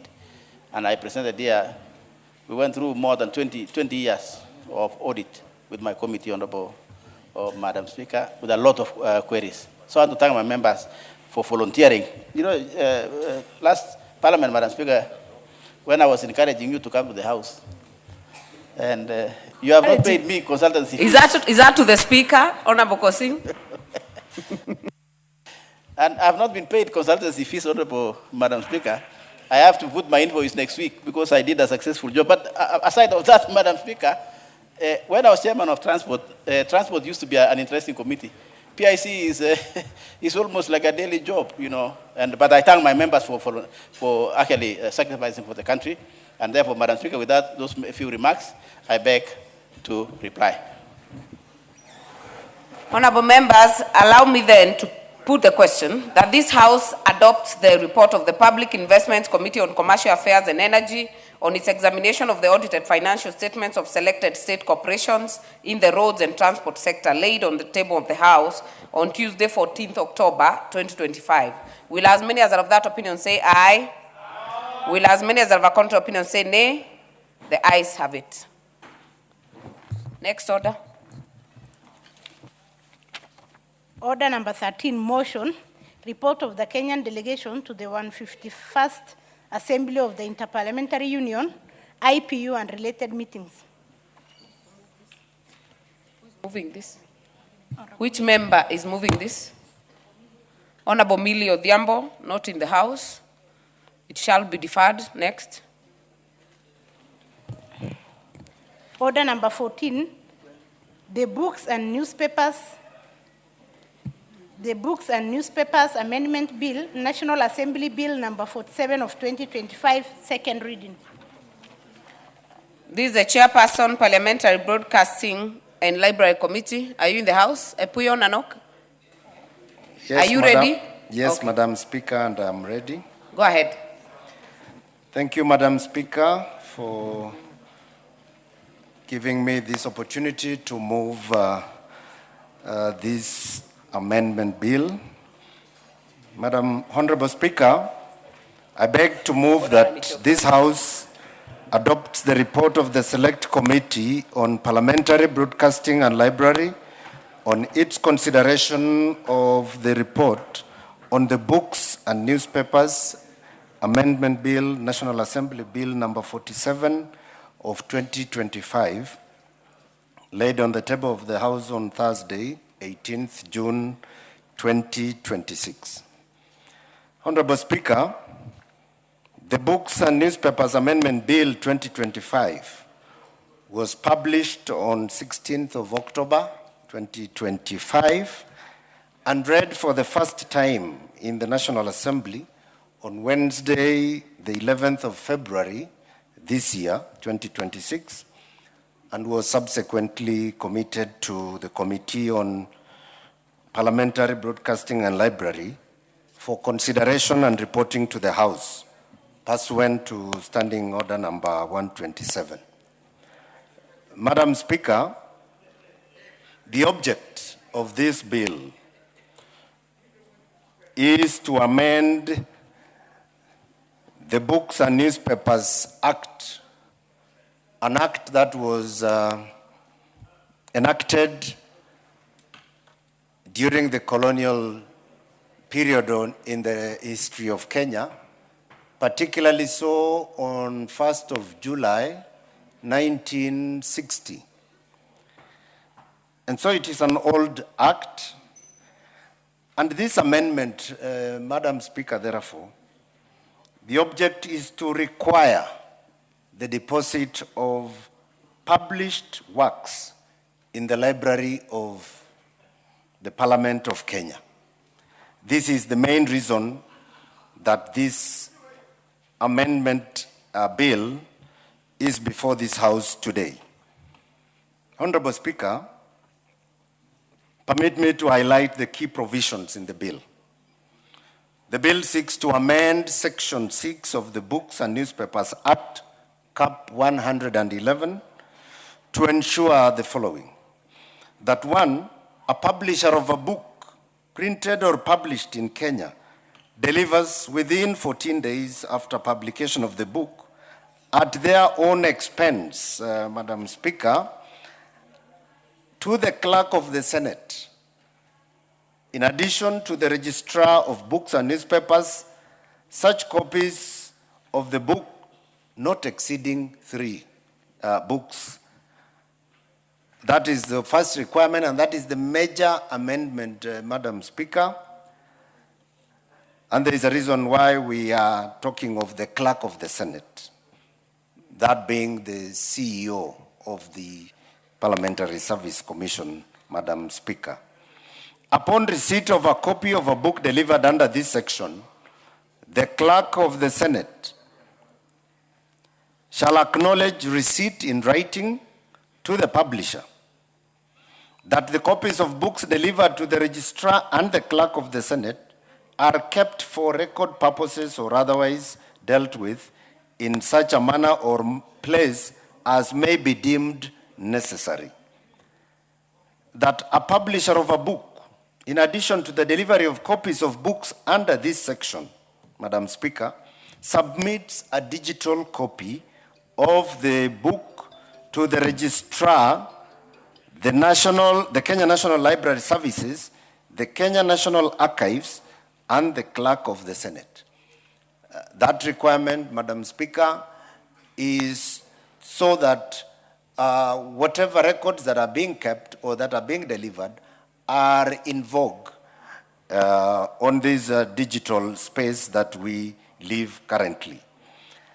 That Section 6, 14 and 17 of the Books and Newspapers Act, Cap 111, are amended by deleting any reference to the words the colony and substituting, therefore, the word Kenya.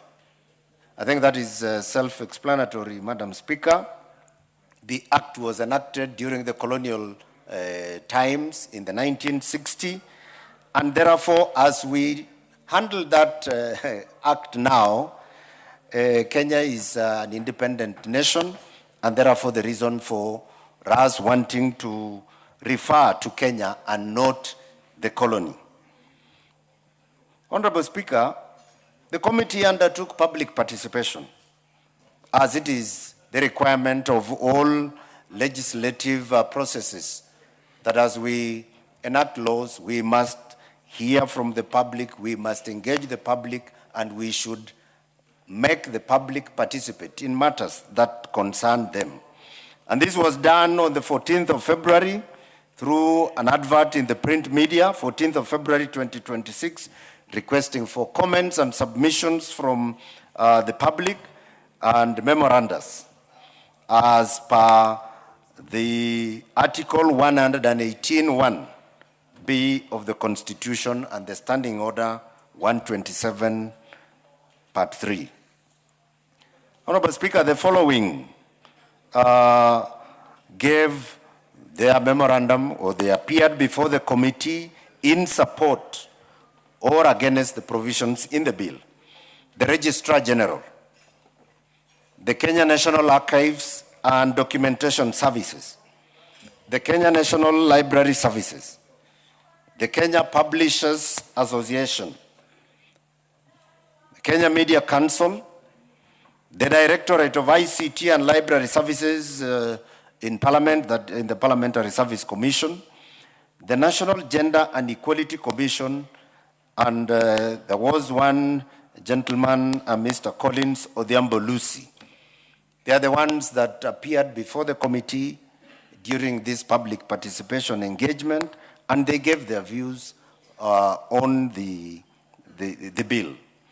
Honorable Speaker, we considered the bill, we listened to the public, bring out their their comments or their memorandums, and the committee made the following observations, Madam Speaker. One, the proposed amendment requires all publishers of books to submit physical and digital copies of their publications to the Kenya National Archives and the Parliament of Kenya, in addition to the Registrar of Books and Newspapers and the Kenya National Library Services. Madam Speaker, that observation was made by the committee based on the views that were given by those that appeared before us. And so we introduced two new recipients of copies of these books. That is the Kenya National Archives and the Parliament of Kenya. In the original act, the two that were given to receive these copies, Madam Speaker, were the Registrar of Books and Newspapers and the Kenya National Library Services only. So this is an observation, an improvement that we are making on this act.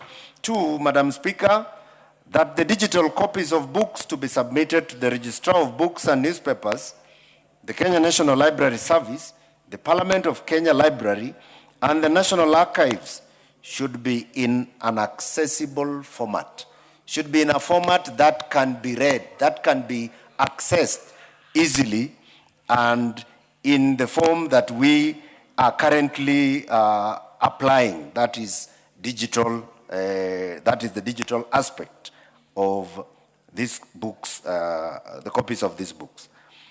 Appropriate systems, Madam Speaker, should be developed and legal frameworks to support the digital archiving and technical solutions and partnerships with relevant ICT stakeholders.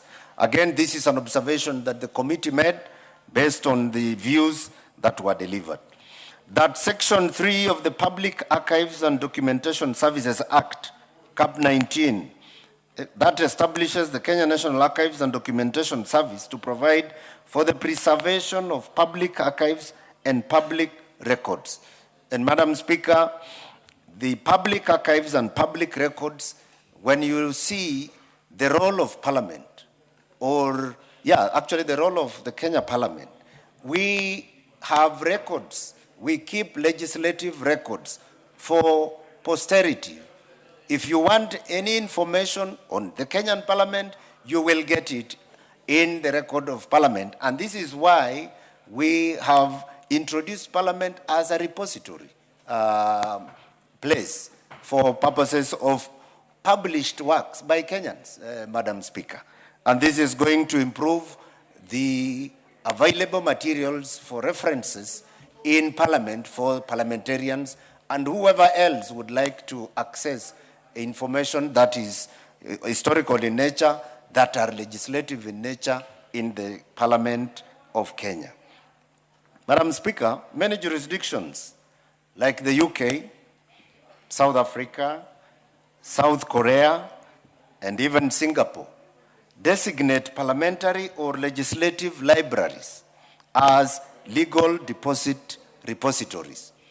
And we are here by asking or requiring by this amendment that the Parliament of Kenya Library becomes one of those repositories of public legislative records, public knowledge or information and publications for purposes of record keeping.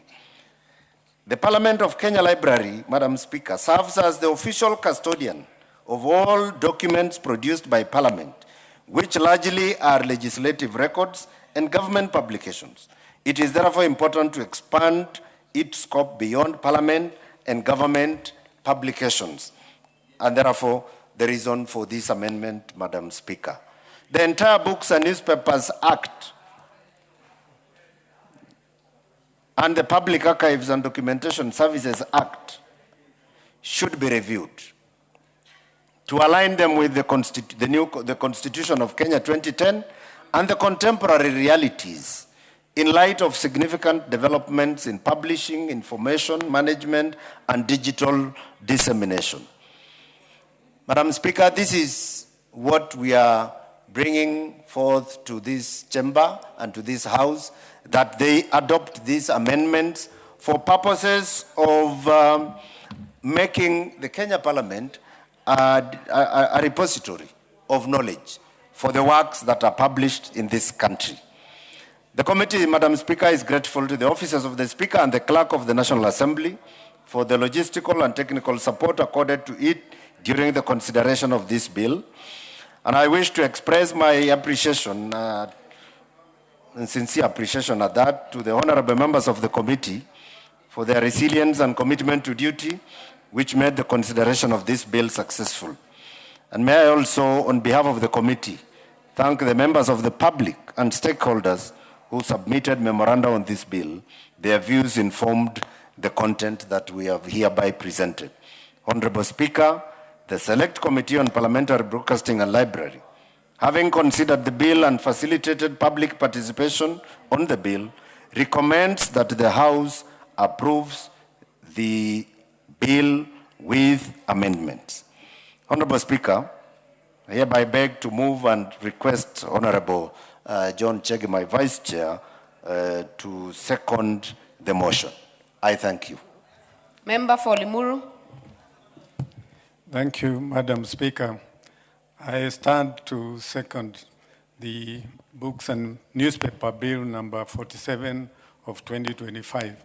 Madam Speaker, as I do so, I once again want to emphasize as to the purpose of this bill, and that is to ensure that the Library of Parliament is lawfully given opportunity to make sure that the books and newspapers produced and registered in this country are deposited with our library. Madam Speaker, it has been said that the Act 111 refers to the colonial era, and it is time, Madam Speaker, that we looked afresh as to how best the new Act will deal with the matters of a developed Kenya since 1963. Madam Speaker, technology has changed. We know that today it's possible to produce and transmit the newspapers and the books through a modern technology. And we are saying that, in fact, in the way of transmission of the books for purpose of depositing with our library, that we should adopt a technology that will ensure that the publisher and the Parliament of the Library of Parliament is that they can be able to transmit in a way that can be received properly. Madam Speaker, this Parliament has become a popular destination. If you look at the gallery, Madam Speaker, you find the young people who have made this Parliament a place to come and seek for information and knowledge. And Madam Speaker, Parliament is the best or preferred destination if you compare the Kenya National Library or the archives. We receive more of our students, foreign dignitaries to this house, and we must make sure that our library for Parliament is equipped with all the materials that are deposited with the rest of the other institutions to ensure that those who come to this Parliament, particularly the young people, that they can access some of the books that they cannot be able to get in their schools, or the newspapers that are not likely circulated in their schools. So, Madam Speaker, what this Act is asking to do is to ensure that Parliament becomes a prime center of knowledge and disciplinary center for all the materials that we are talking about. We know, Madam Speaker, that this Parliament is an extension, has an extension over 290 constituencies, places where a lot happens. And it is our view that this library will also be able to receive materials which can be even stored within Parliament for the people who want to know more about our constituencies, that they can access those materials, whether they are reports, whether they are published books or newspapers, and that members would want to make sure that they are deposited with our library. So, Madam Speaker, we are asking that we change how our library has been performing. We give it a chance to make sure that we expand it. And we also provide technology, modern technology, to be able to store the materials that come, like digitizing the materials that we have and the ones that will be coming into our hands. Madam Speaker, the collaboration between us and Kenya Library Services and also the archives will also help us, Madam Speaker, to ensure that all the institutions that have responsibility of depositing these critical materials, that we can communicate and help each other to make sure that the public has access to information that is generated in this country. Madam Speaker, we have mentioned about the clerk of the Senate to be the contact person for Parliament, but we know, Madam Speaker, that the Parliamentary Service Commission, the clerk comes from the Senate, and we are saying that it will be the preferred point of contact for all the people who would want to bring the materials into this country. Madam Speaker, it is time for us as a country to recognize how far we have come and how much has been able to be produced in this country that we do not know where it is kept, whether it's kept safely, and for the purpose of the generation today and for the future, it is important that this Parliament takes a role and an important role to ensure that we preserve the information that is generated in this country in a way that it can help generations to come. Madam Speaker, I support. Thank you. I second. Very well. Honorable members, I therefore propose the question that the Books and Newspapers Amendment Bill, National Assembly Bill number 47 of 2025, be now read a second time. Before I give members, allow me to recognize there is a lot of traffic in our galleries today, to recognize learners and teachers in the Speaker's Gallery from Kiaragana School in Runyenjes, Embu County, Lion School from Manyata, Embu County, Mombasa Kiongozi kutoka Changamwe, Mombasa. We welcome you to observe the proceedings of the House. Honorable KJ. Madam Speaker, I thank you. And the good book tells us that in the beginning was the Word. And we are told that the Word was with God, and the Word was God. And this gives power to that thing that we refer to as spoken word or written word. And Madam Speaker, it says then that the word is for posterity. And so the word in Kenya cannot be stuck to colonial laws that were made before even Kenya became a country. And so, Madam Speaker, I must laud the effort that is coming from this committee. And I must congratulate the committee chair and the committee vice chair, because the two of them have brought to the House a very necessary piece of legislation that updates the Newspapers and Publication Act to today, Madam Speaker. Madam Speaker, more importantly, this effort seeks to amend Section 6 of the Books and Newspapers Act, Cap 111. Madam Speaker, it means then that this was passed long before even Kenya was a country. And in fact, Madam Speaker, it has been sitting in our books referring to Kenya as a colony.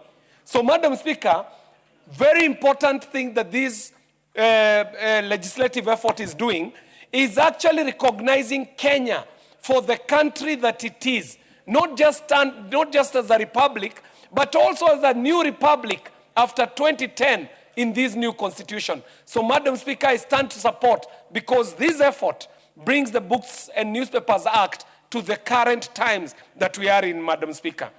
Madam Speaker, there is an effort by the committee to amend sections 6, 14, and 17 of the Books and Newspapers Act so that we delete any reference that refers to Kenya as a colony. We are not a colony, we are a republic, and in fact, a new republic, especially after 2010.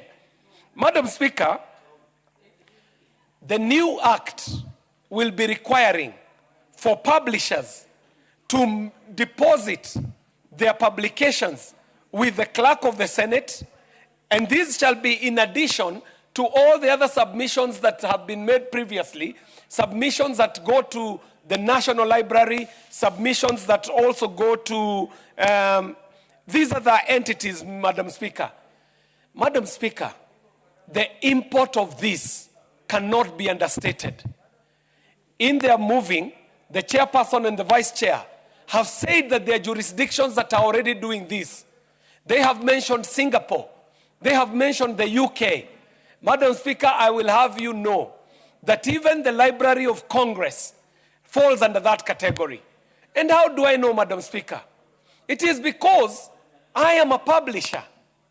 I have written, but even more importantly, I have done audiovisual publication.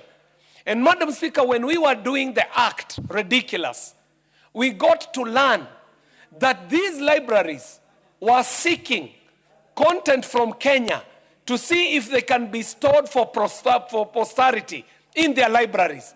So a publication like Ridiculous already exists in the House of Congress in the US, Madam Speaker. What does that speak to our archiving capabilities as Africa? It tells us then there is a deposit of our knowledge in capitals far away from Nairobi.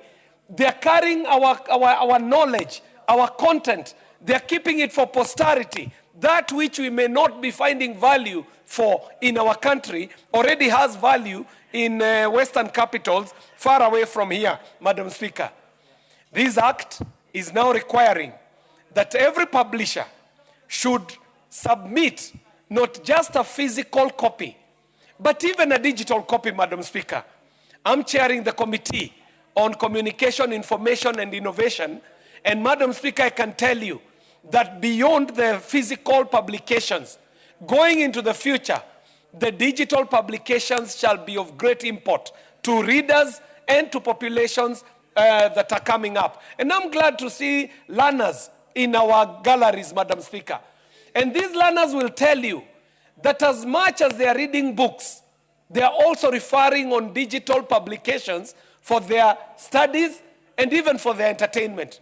So, Madam Speaker, by just agreeing to these amendments, we are also looking into the future where we are able to preserve our publications not only in the physical form, but also in the form that is required in this fourth industrial revolution, where Kenya is leading, especially in Africa, in our movement towards a new world, a digital world that speaks to the realities of today, Madam Speaker. And so I must commend the committee. Madam Speaker, if you were to preserve these at the National Library and preserve them at the National Archives, as we always do, Madam Speaker, you realize that the visits that we get as a parliament, even by learners, are way more than than the visits that are being made to the National Archives. And so, Madam Speaker, it becomes so important for this library to itself become an archive of knowledge in this republic, where we stand for the welfare of society and the just government of the people as a parliament. Then we must also be custodians of the knowledge of our people, Madam Speaker. And we know that the posterity of parliament is dependent on information. That, Madam Speaker, the old culture of every member referring to publications ahead of a debate will be brought back by us being able to make a more robust library within Parliament, Madam Speaker. But even more importantly, Madam Speaker, we are living in an era of great misinformation, disinformation, malinformation. And Madam Speaker, even the learners in the gallery can tell us that they are never able to distinguish between what is true and what is not true. Because when people publish on social media, when they publish online, they are not required to fact check. But by us having and domiciling information in libraries, Madam Speaker, then we shall be moving as a country to a place where even citizens will be making decisions that are informed. And Madam Speaker, this becomes critical when we are coming up to a year like next year, Madam Speaker. We know that countries have been burnt. We know that regimes have been pushed out of leadership, out of misinformation, Madam Speaker, where the population is fed with misinformation, and they end up believing the wrong information, and they end up rising up against their governments, Madam Speaker, even as we saw in this republic, Madam Speaker, in 2024, where people were saying that we are just about to pass a bill, and me and you knew that the provisions that were being spoken about out there were not in the bill that we were passing, Madam Speaker. So if we are going to move towards a new world, towards a new era of information, then our information, Madam Speaker, must be the correct information, and it must be domiciled in the right places, Madam Speaker. So, Madam Speaker, I stand to support the move to amend the Books and Newspapers Act, Madam Speaker, for the reasons that I have given. And I have to say that we as Dagoretti South constituency are looking to also setting up a proper library at the Dagoretti South Empowerment Center and the constituent empowerment centers that we have built in Dagoretti, not only just for the information for our learners, but also fully well understanding that we've got learners who come from very hard places to study. Their homes are not conducive for study. And so, Madam Speaker, with the library, we shall be able to have our learners come and do their studies within the library so that, Madam Speaker, they are able to be informed, they are able to be knowledgeable, and more importantly, they are able to be good citizens of this country and good citizens of the world. So this is a move towards modernizing how we keep our knowledge, modernizing how we store our knowledge, but even more importantly, modernizing how we consume our knowledge. Madam Speaker, I stand to support and I thank you for this pole position. Asante. Asante sana Mheshimiwa KJ, na kukujuza tu na kukuunga mkono. Wiki iliyopita hili bunge liliweza kutembelewa na watoto wa shule na wanafunzi takriban 18,000, kukuonyesha vile wingi wa watoto hapa leo na hizo siku zimekuwa hapo awali. Nikubalie basi wabunge ni waweze kuwakaribisha kwenye kumbi wetu wa umma wanafunzi na walimu kutoka Memon Academy kule Mvita, Mombasa, wanafunzi na walimu kutoka Al Miraj Academy kule Likoni, Mombasa, wanafunzi na walimu kutoka Precious Hope School kule Kitutu Chache, Kisii. Nitampa dakika moja mbunge wa Jomvu aweze kuwakaribisha sio wa Mombasa tu bali wale wote ambao wametutembelea. Nashukuru Mheshimiwa Spika sana kwa kunipa nafasi hii kwa kukaribisha wanafunzi kutoka Memon kule Mvita, vile vile Likoni, na vile vile kuna wanafunzi ambao wametoka hapa sasa hivi kutoka Changamwe ambao wanajiita Mombasa Kiongozi Academy, na wanafunzi wa Kitutu Chache na wote wa Kenya, kwa sababu tukiwa bunge wa kitaifa wanafunzi wote, Mheshimiwa Spika, ni wanafunzi wetu. Nataka kuchukua fursa hii kuambia wanafunzi wote, hapa ndipo ambapo tunatengeneza sheria, na hapa tukitengeneza sheria huwa tuna mwongozo ambao tunaongozwa na Madam Speaker ama Mr. Speaker.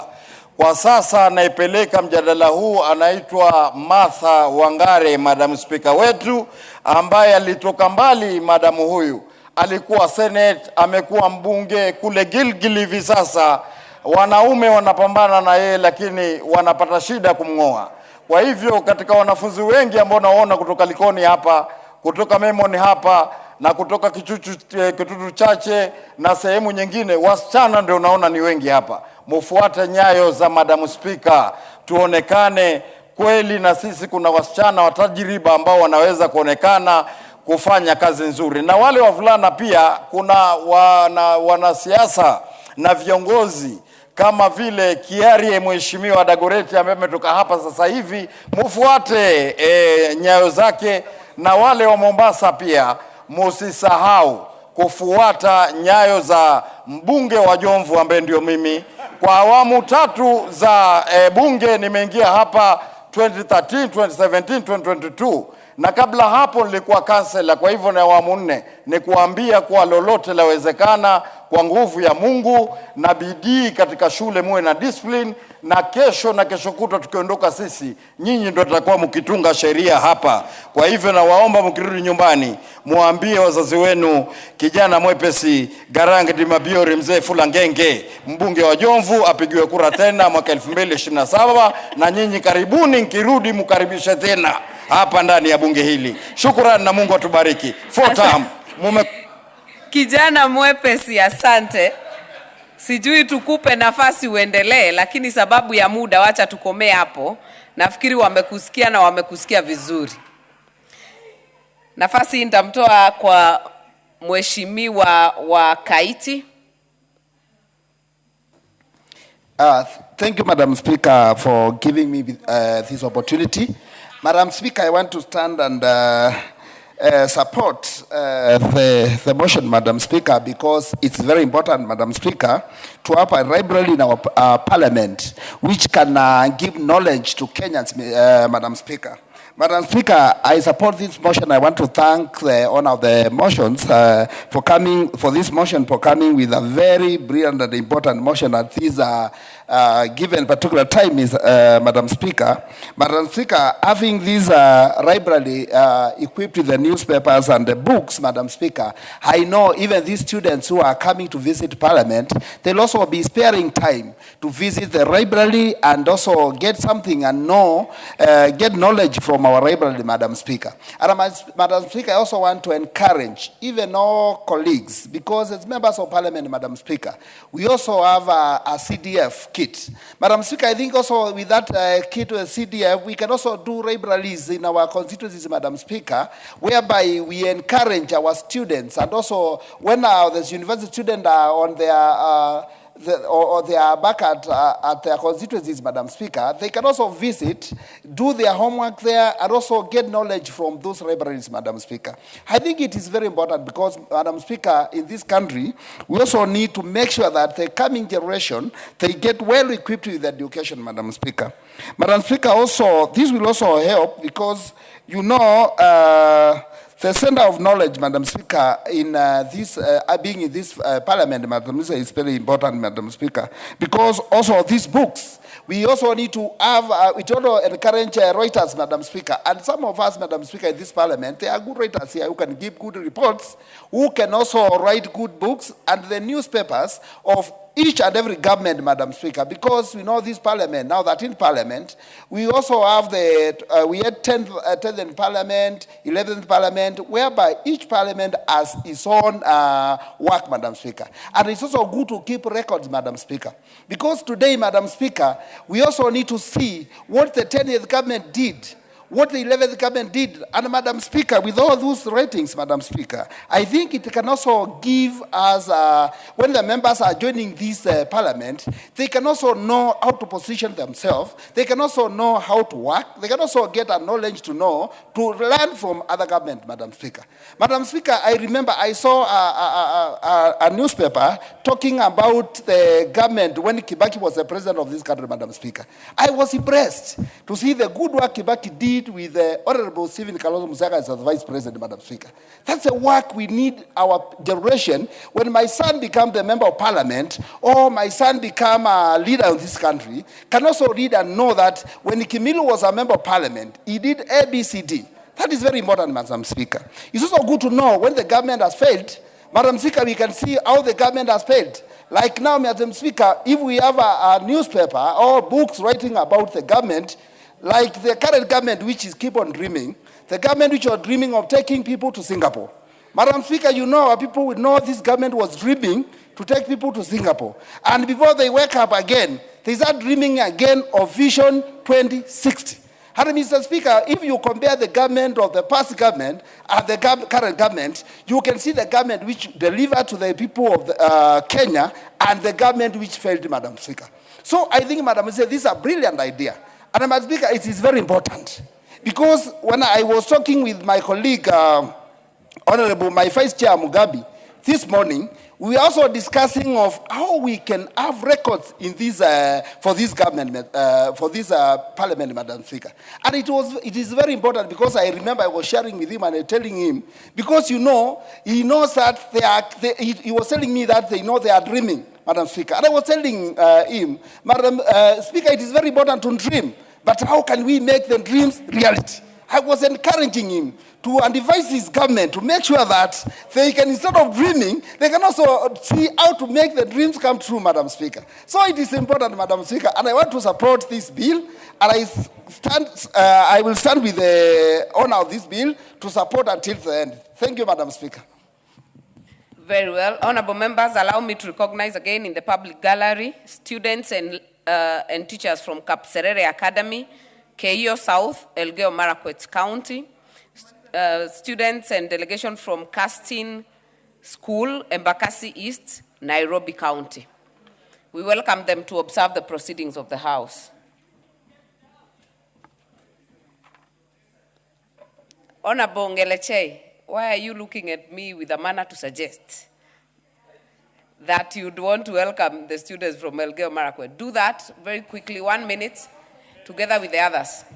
Thank you so much, Madam Speaker. Let me take this opportunity to welcome the students or the pupils from Keio South and even from other schools in this Republic of Kenya to this Honorable House, and to encourage them that this is the house where the laws of this land are being made, and also to encourage them that most of these members came from villages and the schools in the rural areas of Kenya. And here they are in this house. I want to encourage them that with education, they can find themselves in future in this particular house, or even in better places and better professions, like some are going to be engineers, doctors, pilots, and even the presidents of this Republic of Kenya. So let me take this opportunity to welcome them to this honorable house, feel at home, and welcome and learn what happens in the August House. Thank you. Very well. Member for Marakwet West, you have the floor. On the bill.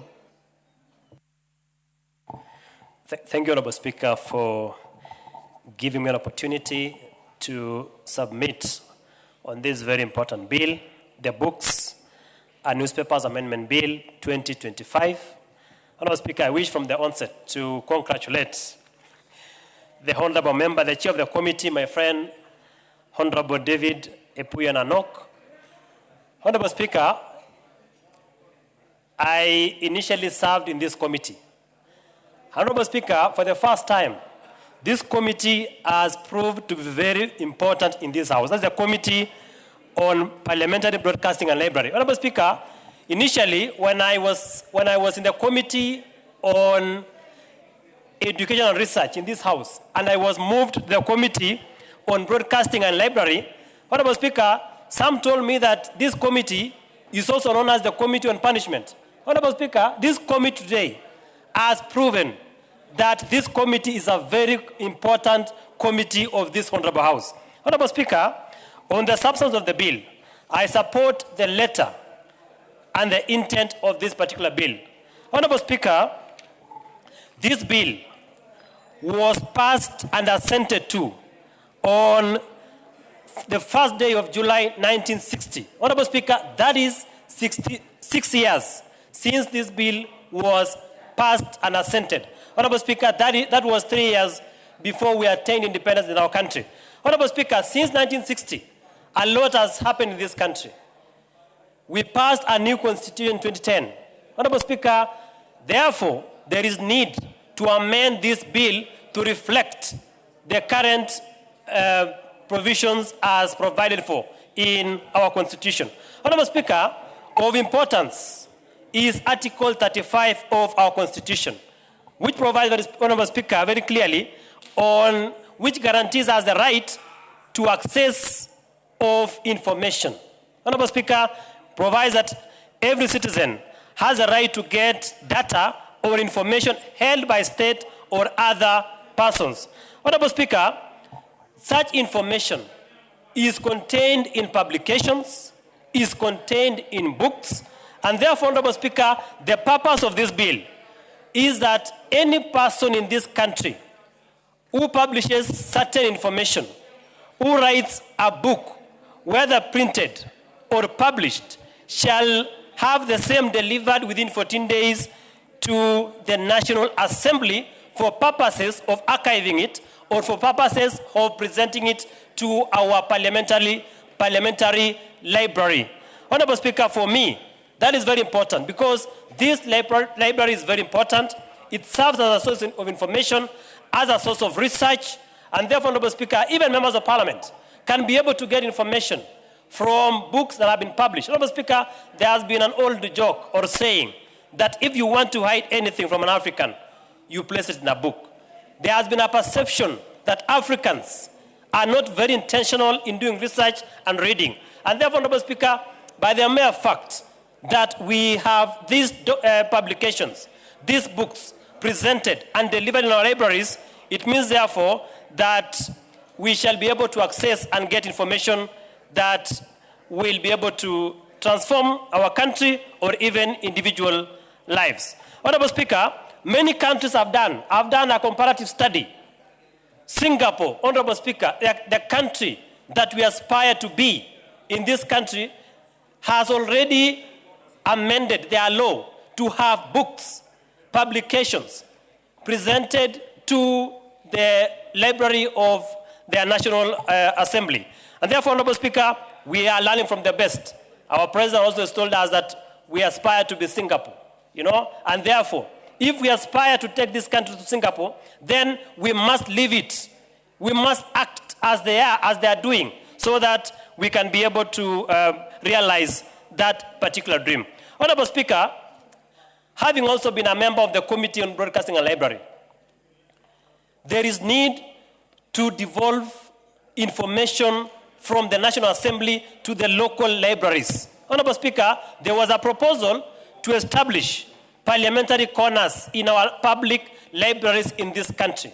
Honorable Speaker, the Hansard information that is in this house cannot help our people if the same is not taken to our public libraries at the county level. And therefore, Honorable Speaker, I support fully the proposal that we establish parliamentary corners within national and county libraries at the local level so that parliamentary materials can be taken to those libraries and that information can be consumed by the local people at the local libraries. Honorable Speaker, we have answered reports here, we have bills, we have very important documents, Honorable Speaker, that can benefit our people if we devolve information that we have at the National Assembly to the local level through public libraries. What is out of order, Wanjiko? Honorable Speaker, I have been mishandled by a male sergeant at arms, yet there are 3 or 4 female sergeant at arms at the entry, and he was denying me entrance, even holding my hands, almost my breast. And Honorable Speaker, he was telling me that he want to consult if what I'm dressed, hii kitambaa kama iko sawa. And Honorable Speaker, Honorable Wanjiko, Honorable Speaker, why would you be handled by... That is the question, because there are 4 or 3 female sergeant at arms at the main entrance. So why would a man handle me, even he want to deny me entry by force, and even physically, Honorable Speaker? And as you are aware, Honorable Kagusha has been going through hell under the police custody. So I've been in prayers, and in my church, when I'm going through prayers, I put on a headscarf. Honorable Wanjiko, so the sergeant at arms want to dictate me. Order, Honorable Wanjiko, I will find out if it is true that any sergeant at arms has... do not assist the speaker. I have heard you. We will confirm so that the speaker can make a ruling on that. And where I sit, honorable members who are women are allowed a headscarf. So I don't see anything out of order. Honorable KJ, what is out of order? Madam Speaker, there can only be one at a time, member for Kaiti. Hold on. Madam Speaker, it would be very unfortunate if a lady member has been mishandled in this house. Madam Speaker, that is something I know that your seat would be able to intervene on. What I would not agree, Madam Speaker, is that the Honorable Wanjiko Mohia could in any way have been mishandled because of the color of her headgear. That is not something that I would agree to. To even bring up the issue of the Honorable Kagushia, well, it must be said, Madam Speaker, that we are speaking to a country that is seeking national unity, and we are responsible for our utterances, Madam Speaker. So the issue of Honorable Wanjiko Mohia is in no way connected to the issue of Honorable Kagushia, who himself is on record uttering the words that got him into problems. KJ, if I get the context of what Honorable Wanjiko says, she just explained where she came from. And Honorable Speaker last week directed the issue of color. Unless it is branded a political party, it is not out of order. And for women, the issue of a headscarf is not an issue. You can wear a headscarf. So I want us not to give more attention to that issue. We will give a ruling. We will give a ruling on the mishandling of Honorable Wanjiko, as has been put on this floor, because it will be very unfortunate, like Honorable KJ has said. We have clear rules and regulations. If it is a lady, including searching your bag, we have lady sergeant at arms to deal with that. We have done that, and we have done it before. Honorable Member for Kaiti, take your seat. We have done that before, and that is out of order for any person to be mishandled by orderlies or by the sergeant at arms. So, Honorable Member for Kaiti, I was the one speaking, so I don't know what is out of order. What is out of order? Madam Speaker, I raised a point of order even before KJ. And Madam Speaker, my concern was, because it's something you not even mention when we are talking of handling the issue. Remember now, we have a sergeant, female sergeant at arms here. How can a male harass a member of parliament who the whole country is watching? You are out of order. I've already made that ruling. And I'm a lady myself, so you don't need to convince me. I am already convinced. So you do not need to convince me. Is it on the same Honorable Kagushia? I'll give you the floor. Honorable Speaker, you know I'm appalled by the issues that have been raised by Honorable KJ on matters Kagushia in his utterances. Honorable Speaker, this issue is an issue that is before the court of law, and Honorable KJ must be found to be out of order to try and pass a judgment to my utterances, which are now being considered in a court of law. Honorable Speaker, you must find that Honorable KJ is actually out of order, even to in any way refer to me as having had any utterances that are not uniting the country, when in fact I'm trying to remove people from under their beds to unite them, to pray for them, so that the demons that might have occupied their mind can leave them, so that they see the light and see the truth and see that this country is going the wrong way. Very well. What is out of order? KJ? Madam Speaker, I think there is a place for a learning curve for members of parliament when they come to this house. The Honorable Kagushia is totally out of order. For starters, the matter that I was prosecuting had to do with the Honorable Member Wanjiko Mohia. Secondly, if he understood the standing orders full well, he would know that I was rightly in my place to attend to the issue as I did. And Madam Speaker, the issue of parliamentary immunity still also applies, even to Honorable Kagushia himself, that if the matters he said out there were totally out of order, they will be dealt with in the courts as he is doing. But he cannot afford to hide from the law. It does not matter which side of the divide he stands on. If it is illegal, what he said, if it is not according to our laws, then he will deal with that in its right place. This is not the place to prosecute his matter. He is the one who is totally out of order. Honorable KJ, I do not also want to indulge you to prosecute it here, yet you're saying we do not prosecute it. Let us give that process time to deal with it because it's at the right place, and that is the court. And I think Honorable Kagusha has already said they have come. Honorable Wanjiku has said they have come from court, and it's already going on. So, Honorable members, I would beg that we leave it at that for now. Member for Suba South on the bill. Oh, Honorable member for Marakwet, you had finished. No. You are not interrupted. Oh, okay. Go ahead, Honorable Timothy. Honorable Speaker. You have 2 Honorable minutes. Speaker. You have 2 minutes. Honorable Speaker. Honorable Wanjiku, he has not even said anything. So yeah.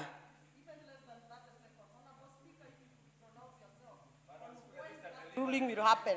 Because I need to know, Honorable Speaker, because the Honorable cameras are running. Honorable Wanjiku will give the Speaker time to give the direction and the ruling on the issue you have raised this week.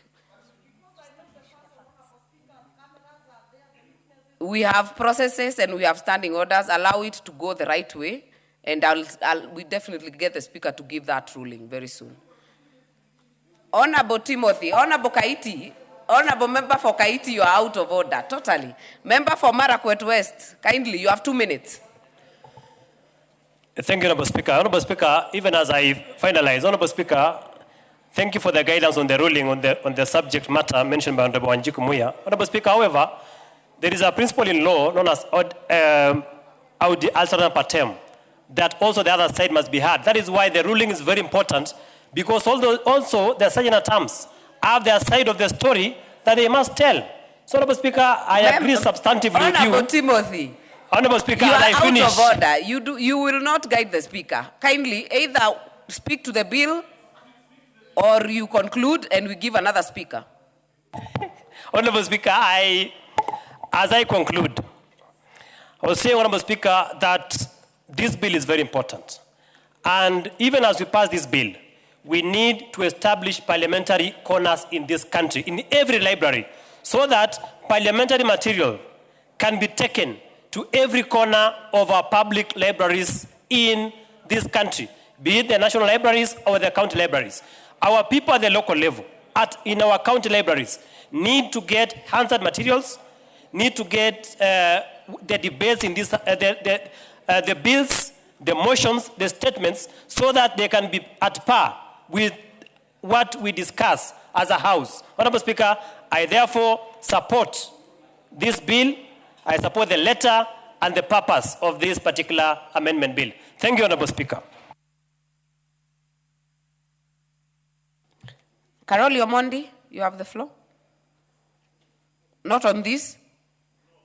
If not on this, I'll give Honorable Member for Molo.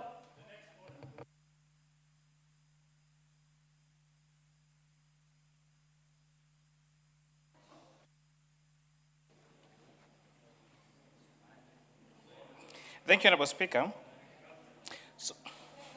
Madam Speaker, I raised to contribute to the Books and Newspapers Amendment Bill of 2025, sponsored by the Honorable Daniel Opio Nanok, and I want to congratulate the Honorable Member for Daniel Opio Nanok for sponsoring this bill.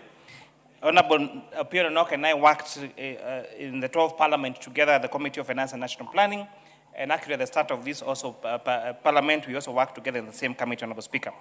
This bill, Honorable Speaker, is very important, but it's also a reminder of how long we have allowed a colonial-era law to remain largely untouched and in a constitutional democracy. The Books and Newspapers Act, that is Cap 111, was enacted in 1960, and I mean 1960, long before the attendance of our independence.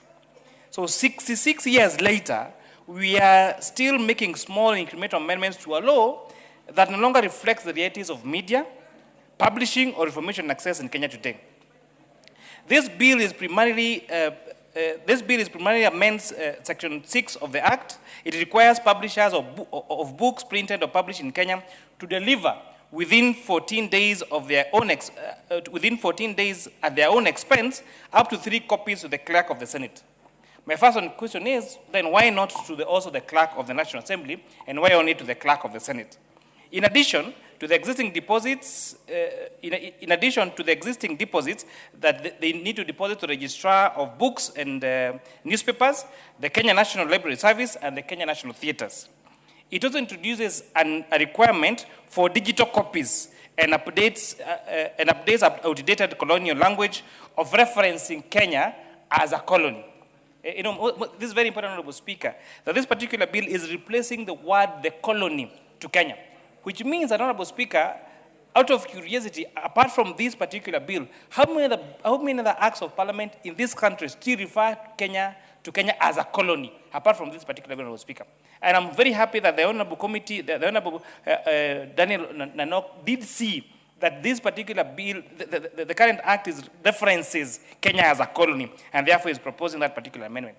It reminds me, Honorable Speaker, when I developed an interest in reading, where after my undergraduate, and I bought the first digital print of books through a device we used to call a Kindle, Kindle, where now we used to buy books there and read them, Honorable Speaker. These are sensible administrative improvements. Expanding legal deposit to Parliament strengthens our institutional knowledge base and aligns us with good practice in countries such as South Africa, South Korea, and Indonesia, where parliamentary libraries receive mandatory deposits. Honorable Speaker, the bigger picture that we must not ignore is where I support the deposit provisions, we must be honest that this bill does not go far enough. The Media Council of Kenya and the publishers have correctly pointed out that this act is actually in contravention of creates significant barriers, Honorable Speaker, and are inconsistent with very fundamental laws in our country, and specifically Article 33 of our Constitution, which provides for freedom of expression, and Article 34 of our Constitution provides for freedom of the media. The most glaring, Honorable Speaker, is the Kenya shillings 1 million bond requirement under under clause 11 for anyone wishing to publish a newspaper. This is a colonial relic. It creates a financial barrier that locks out small publishers, community media, and young entrepreneurs. Freedom of press, Honorable Speaker, cannot be a privilege reserved for those who can raise 1 million shillings as security.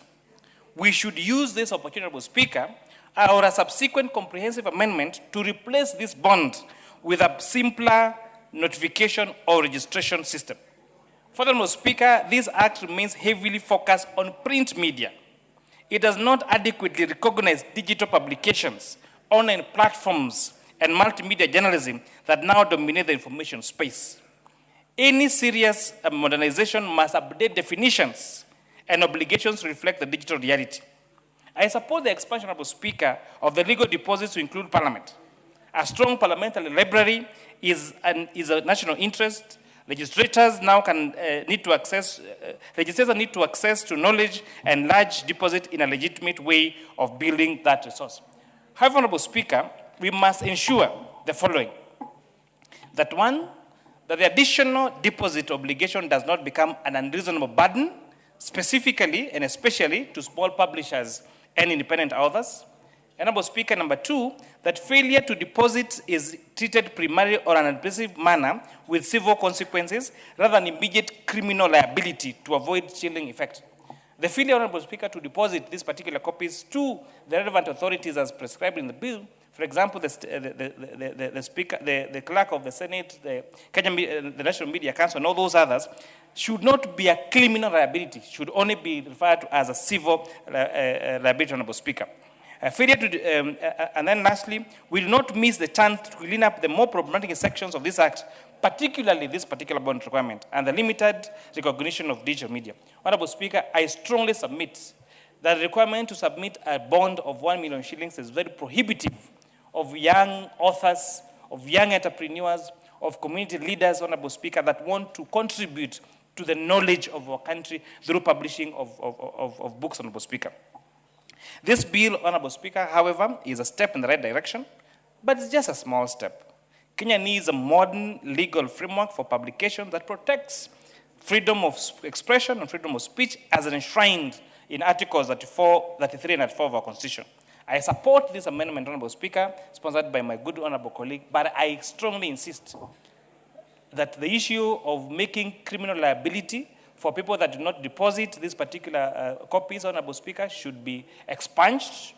The requirement for 1 million shillings deposit, a bond deposit, Honorable Speaker, should be expunged, but this is in the right direction. They say if you want to try foolishness, try ignorance. But if you want to try ignorance, Honorable Speaker, try those people that don't read. I thank you, Honorable Speaker, for this chance, and I support these amendments, Honorable Speaker. Very well. I know they're on their way out, but allow me to recognize Kamungei School from Joro, Nakuru County, Chertra School from Kipkelion, Kericho County, and in the public gallery, Kipsamo School from Mosop, Nandi County, and Kiborione Murinya from Buri, Meru County. I will indulge the member for Buri, but we welcome them to observe the proceedings. Member for Buri, 1 minute. Thank you, Madam Speaker. I would like to welcome the student from Kiborione Primary School and Morinya Primary School, which are from Bole East, part of Bole constituency, and all other students from other schools. And I want to tell you this is where your member of parliament works after being elected as a member of parliament. And I know for sure some of you are eager to copy me as your example. One day you might find yourself in this parliament. You are young and hard-working pupils from these two prestigious schools. And Madam Speaker, these schools are very hard-working. They come from fairly harried area of my constituency, but they are determined to make it in their lives. I want to welcome you. This is where the laws of Kenya are made. This is where all the registration activities take place. And I wanted to thank you and thank the for bringing you here and tell you the sky is no longer the limit. You can also find yourself here as somebody from Kiborione and Morinya Primary School. Thank you very much, Madam Speaker. Very well. Gogoyo. Thank you, Madam Speaker. I rise to support the bill before us. And Madam Speaker, as a member of the committee, I must say that I thank our chair through his leadership. The broadcasting committee, which I was promoted to, has done an excellent job. And I'm happy that during the time that I have served in this committee is when we came up with the amendments of this bill. Madam Speaker, allow me to say that the last time we had such an act was 1960. The Books and Newspaper Act was done in 1960. Madam Speaker, as we talk today, I have to say that this bill, in the manner which we have proposed, we want to make sure that we recognize digital knowledge. And Madam Speaker, it is in the interest of the country to make sure that we safeguard knowledge, both in print and also in digital form. Madam Speaker, best practice all over the world is that you have to keep your information in forms that are diversifying. You must appreciate that in the near future, books might not be relevant. Everybody is on phone. And therefore, Madam Speaker, in this space that we are in, the internet space, we must utilize it. And therefore, we are legalizing that you can store information in a manner that is digital, something that was never there before. Madam Speaker, you must appreciate that a law that was done pre-independence, 1960, this parliament approved the Books and Newspaper Act. We are going ahead, Madam Speaker, today to create a law that will enable us in the near future to move ahead. Allow me to say that I have heard the member for Nakuru and the member for Molo give very enriching information. But allow me also to say that we are also going to take care of people who print, gutter press, that give wrong information. They must deposit, there must be consequences of people who just print, malign your name as a businessman, as a politician. We must say there are consequences for giving wrong information. And what we are saying, if you have genuine information, there must be a way that you must be given an opportunity. And even for small business people, starting up is not the problem, but when there is anything wrong to do with information that you're giving. For instance, you can say that Kagusha did the wrong thing. No, we don't want you to say that. We want you to report accordingly. So that if it's the honorable member for Dagoretti South, we want you to give correct information. You know, treat somebody innocent until the court proves them that they are guilty. Madam Speaker, allow me to say that in any case, Kagusha is an angel, well known by very many people in Mokoroini and all over Kenya. Allow me, Madam Speaker, also to say that parliamentary libraries, it's something that has not been there. We want in every sub-county, in Gilgil, where the able speaker is the member there, we want to have a parliamentary corner. We want people all over to know what do their members of parliament do, what laws that affect their life. Parliamentary corner everywhere, in the 290 constituencies. And I'm sure the Honorable KJ will be very happy because you are a beneficiary of a lot of information that you gathered from KU and of course from Dagoretti, which by then was a polling station, not a national school. Madam Speaker, allow me also to tell you that we went further to different counties. We did a lot of public participation. And before us, a number of agencies came and gave us their contribution. And it would interest this House to know that private sector, government agencies, they all brought before us ideas on how we could enrich this bill. And when they brought this information before us, we were able to incorporate before them. But one of the things they did, they all appreciate that we have brought for them this law. The Kenya National Library, Madam Speaker, when I was in the Kenya Polytechnic, the place I had peace to study from was the Kenya National Library. But you go there, it is the same old institution. Worst of all is that they are not even funded. Through this legislation, we are forcing even the State Department to be able to improve the facilities that are there. Madam Speaker, it would interest you that half of the counties in this Republic of Kenya do not own a library up to date. Turukana does not have a library. Marsabit does not have a library. Kajiado does not have a library. Madam Speaker, we must make sure that we grant our children information. And we must have corners that are beacons that we are able to do so. Through this legislation, I'm sure we are able to do that. Madam Speaker, I must congratulate our committee and thank the members for the work that they did. And I want to rally honorable members, let us pass this legislation.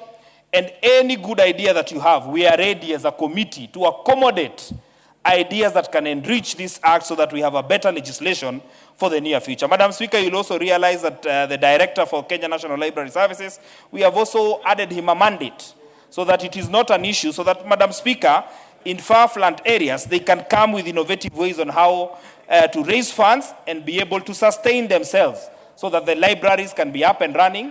Unlike libraries, for instance, in Kilifi, that were given to the county from the national government, and they have run down. So we are saying let it be a national responsibility for us to maintain libraries and have libraries. Madam Speaker, if I were the government of the day, this is one of the best legislation. They should just implement it. But they should fund it properly. Instead of funding non-issues, funding political campaigns, using money where it is not supposed to be, let them use the money to enrich generations that are to come. Those many remarks, Madam Speaker, allow me to say that this is a very, very good legislation, and I want to ask honorable members, let us move with speed. The way we moved in speed to impeach Rigathi Gachagua, let us move in speed now to pass this legislation that can help future generations, Madam Speaker, so that Kenya becomes a better country, even as we change the current regime and bring in a government that can work for the people, not a government, Madam Speaker, that provides confusion, that is not focus-oriented. Madam Speaker, some of them want to tell us about a vision that is 2060. Madam Speaker, Vision 2030 was brought in by Kibaki without noise, without launching, without commissioning. Now we have a vision, Madam Speaker. We have a lot of unnecessary noise. There is a point of order. Honorable KJ. Madam Speaker, this is a house of rules. And the honorable member may have served in a county government. And in a county government parliament, the standing orders are totally different. The Honorable Ngogoyo must take time and understand the standing orders, especially the standing orders on relevance. This gentleman is totally out of order, totally irrelevant. What is out of order, Honorable KJ? Because I think it was a point of debate. What is exactly out of order? There is a very big distinction between a campaign rally and a point of and debate, Madam Speaker. This gentleman has taken off onto a trajectory of campaigning for whichever side he wants to campaign for, and even the candidate, Madam Speaker, while we are debating national libraries here, Madam Speaker. So, Madam Speaker... You have made your point. Who are you informing? Member for Molo? The honorable member for Dagoretti South is on a point of order, so he cannot take information. We will. Thank you, Madam Speaker. As I conclude my... Wind it up, Honorable. Yes, as I conclude, allow me to say I appreciate you, Honorable KJ. What is out of order? Member for Molo, what is out of order? Honorable Speaker, what is point of order is a matter of constitution. And I want to refer the honorable member for Gogoyo to the fourth schedule of our constitution on the mandate of the national government. I want to read to you verbatim the fourth schedule on the functions of national government on number 9, national economic policy and planning. So the honorable member Gogoyo is completely out of order to refer to the launch of Vision 2060 as a non-issue for the national government, because it is a function that is strongly provided for by our constitution, and specifically the fourth schedule number 9 on national economic policy and planning. So the launch of Vision 2060 is a function of the national government under our constitution, Honorable Speaker. And it's very important that, he may be suffering from the hangovers of county government, but now to inform you that is a complete function of the national government as per our constitution, Honorable Speaker. Member for Kajiado North, you have the floor. Yes? You have the floor. Yeah, thank you. Madam Speaker, allow me for the two issues. I know I have the hangover of the county, but you know the hangover that you have, so I will excuse you. For the Honorable KJ, I know your last engagement was comedy. Allow me to ignore comedy, because here we do serious business, and that's why I'm referring to serious legislation. Members, you can actually refer to your colleagues without casting aspersions. I don't know why you want to go that road, because you are doing very well. Allow me to say that as part of what will become part of our records in the libraries will be, even Vision 2030 today sits in the Kenya National Library. That document that was developed by the National Economic Council, you will find it clearly in the Kenya National Library. Madam Speaker, we do not have a hurry for developing vision. After 2027, we shall create a roadmap that is proper under new leadership. Honorable Madam members, Speaker, order members, Honorable KJ, I'm listening very carefully because Honorable member for Kajiado North was responding to some of the issues that you raised and the ones that were raised by Honorable KK. So if you don't give it time to even respond, there will be another point of order. We are getting lost in it. What is out of order?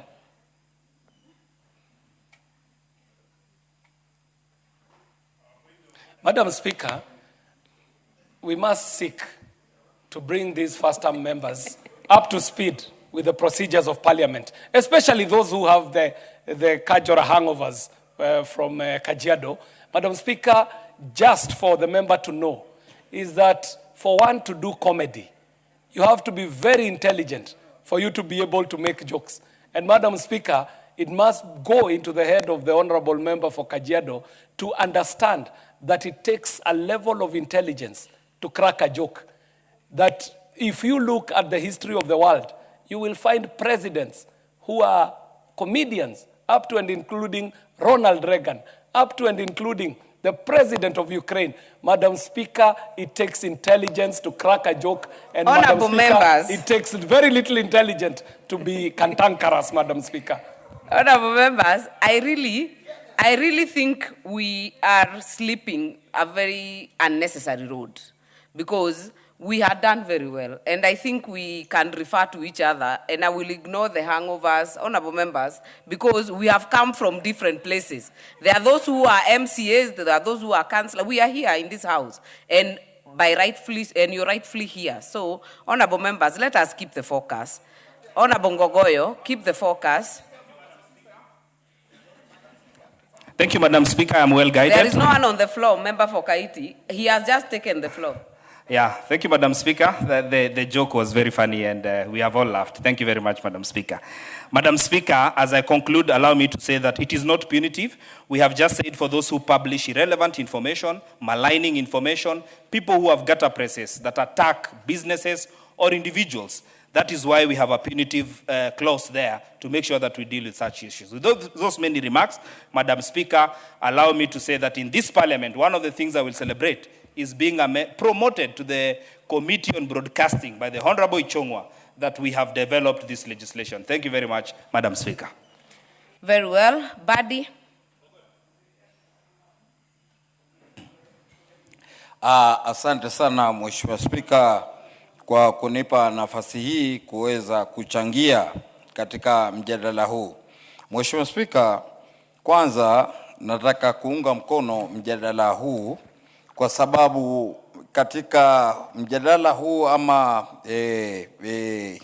hoja iliyoko hapa saizi, Mheshimiwa Spika, ni kurekebisha sheria ya Books and Newspapers Act CAP 111 ya mwaka 1960 ambayo Mheshimiwa Spika tulipata uhuru mwaka 1963, lakini mpaka kwa wakati huu tulikuwa tunatumia sheria, Mheshimiwa Spika, ya kikoloni.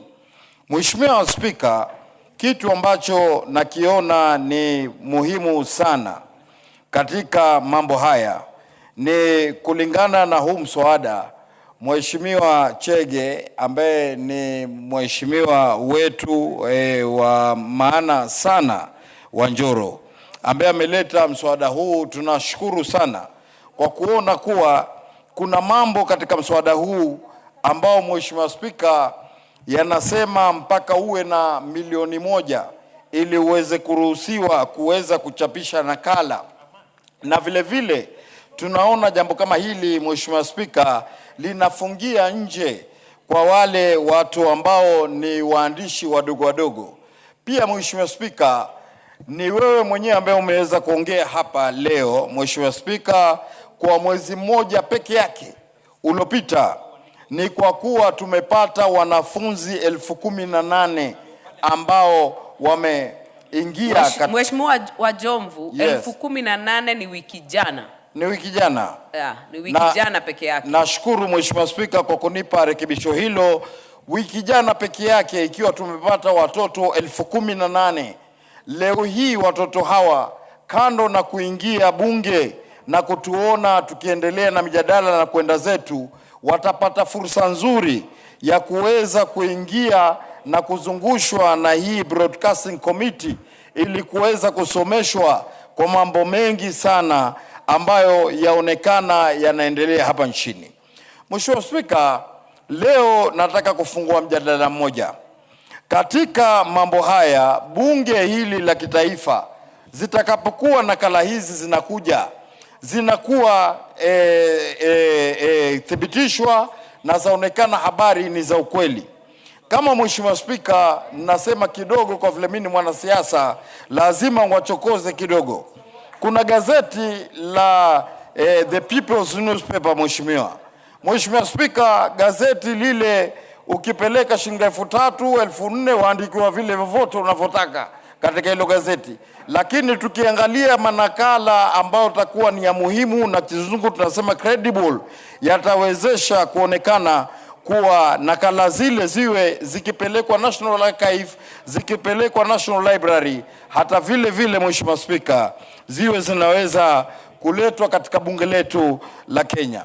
Mheshimiwa Spika, haya mambo ni muhimu sana kwa sababu pia mswada huu unaleta mambo ya kidijitali ambayo itaweza jambo hili. Siku hizi kila mmoja yuko na masimu ambayo tunasema ni smartphones, na tukiangalia ataweza kupata habari licha zile habari ambazo walikuwa naweza kutoka uhuru wa kabla hatujapata uhuru za koloni, za magazeti ambayo physically unakwenda kuchukua na kwenda kusoma.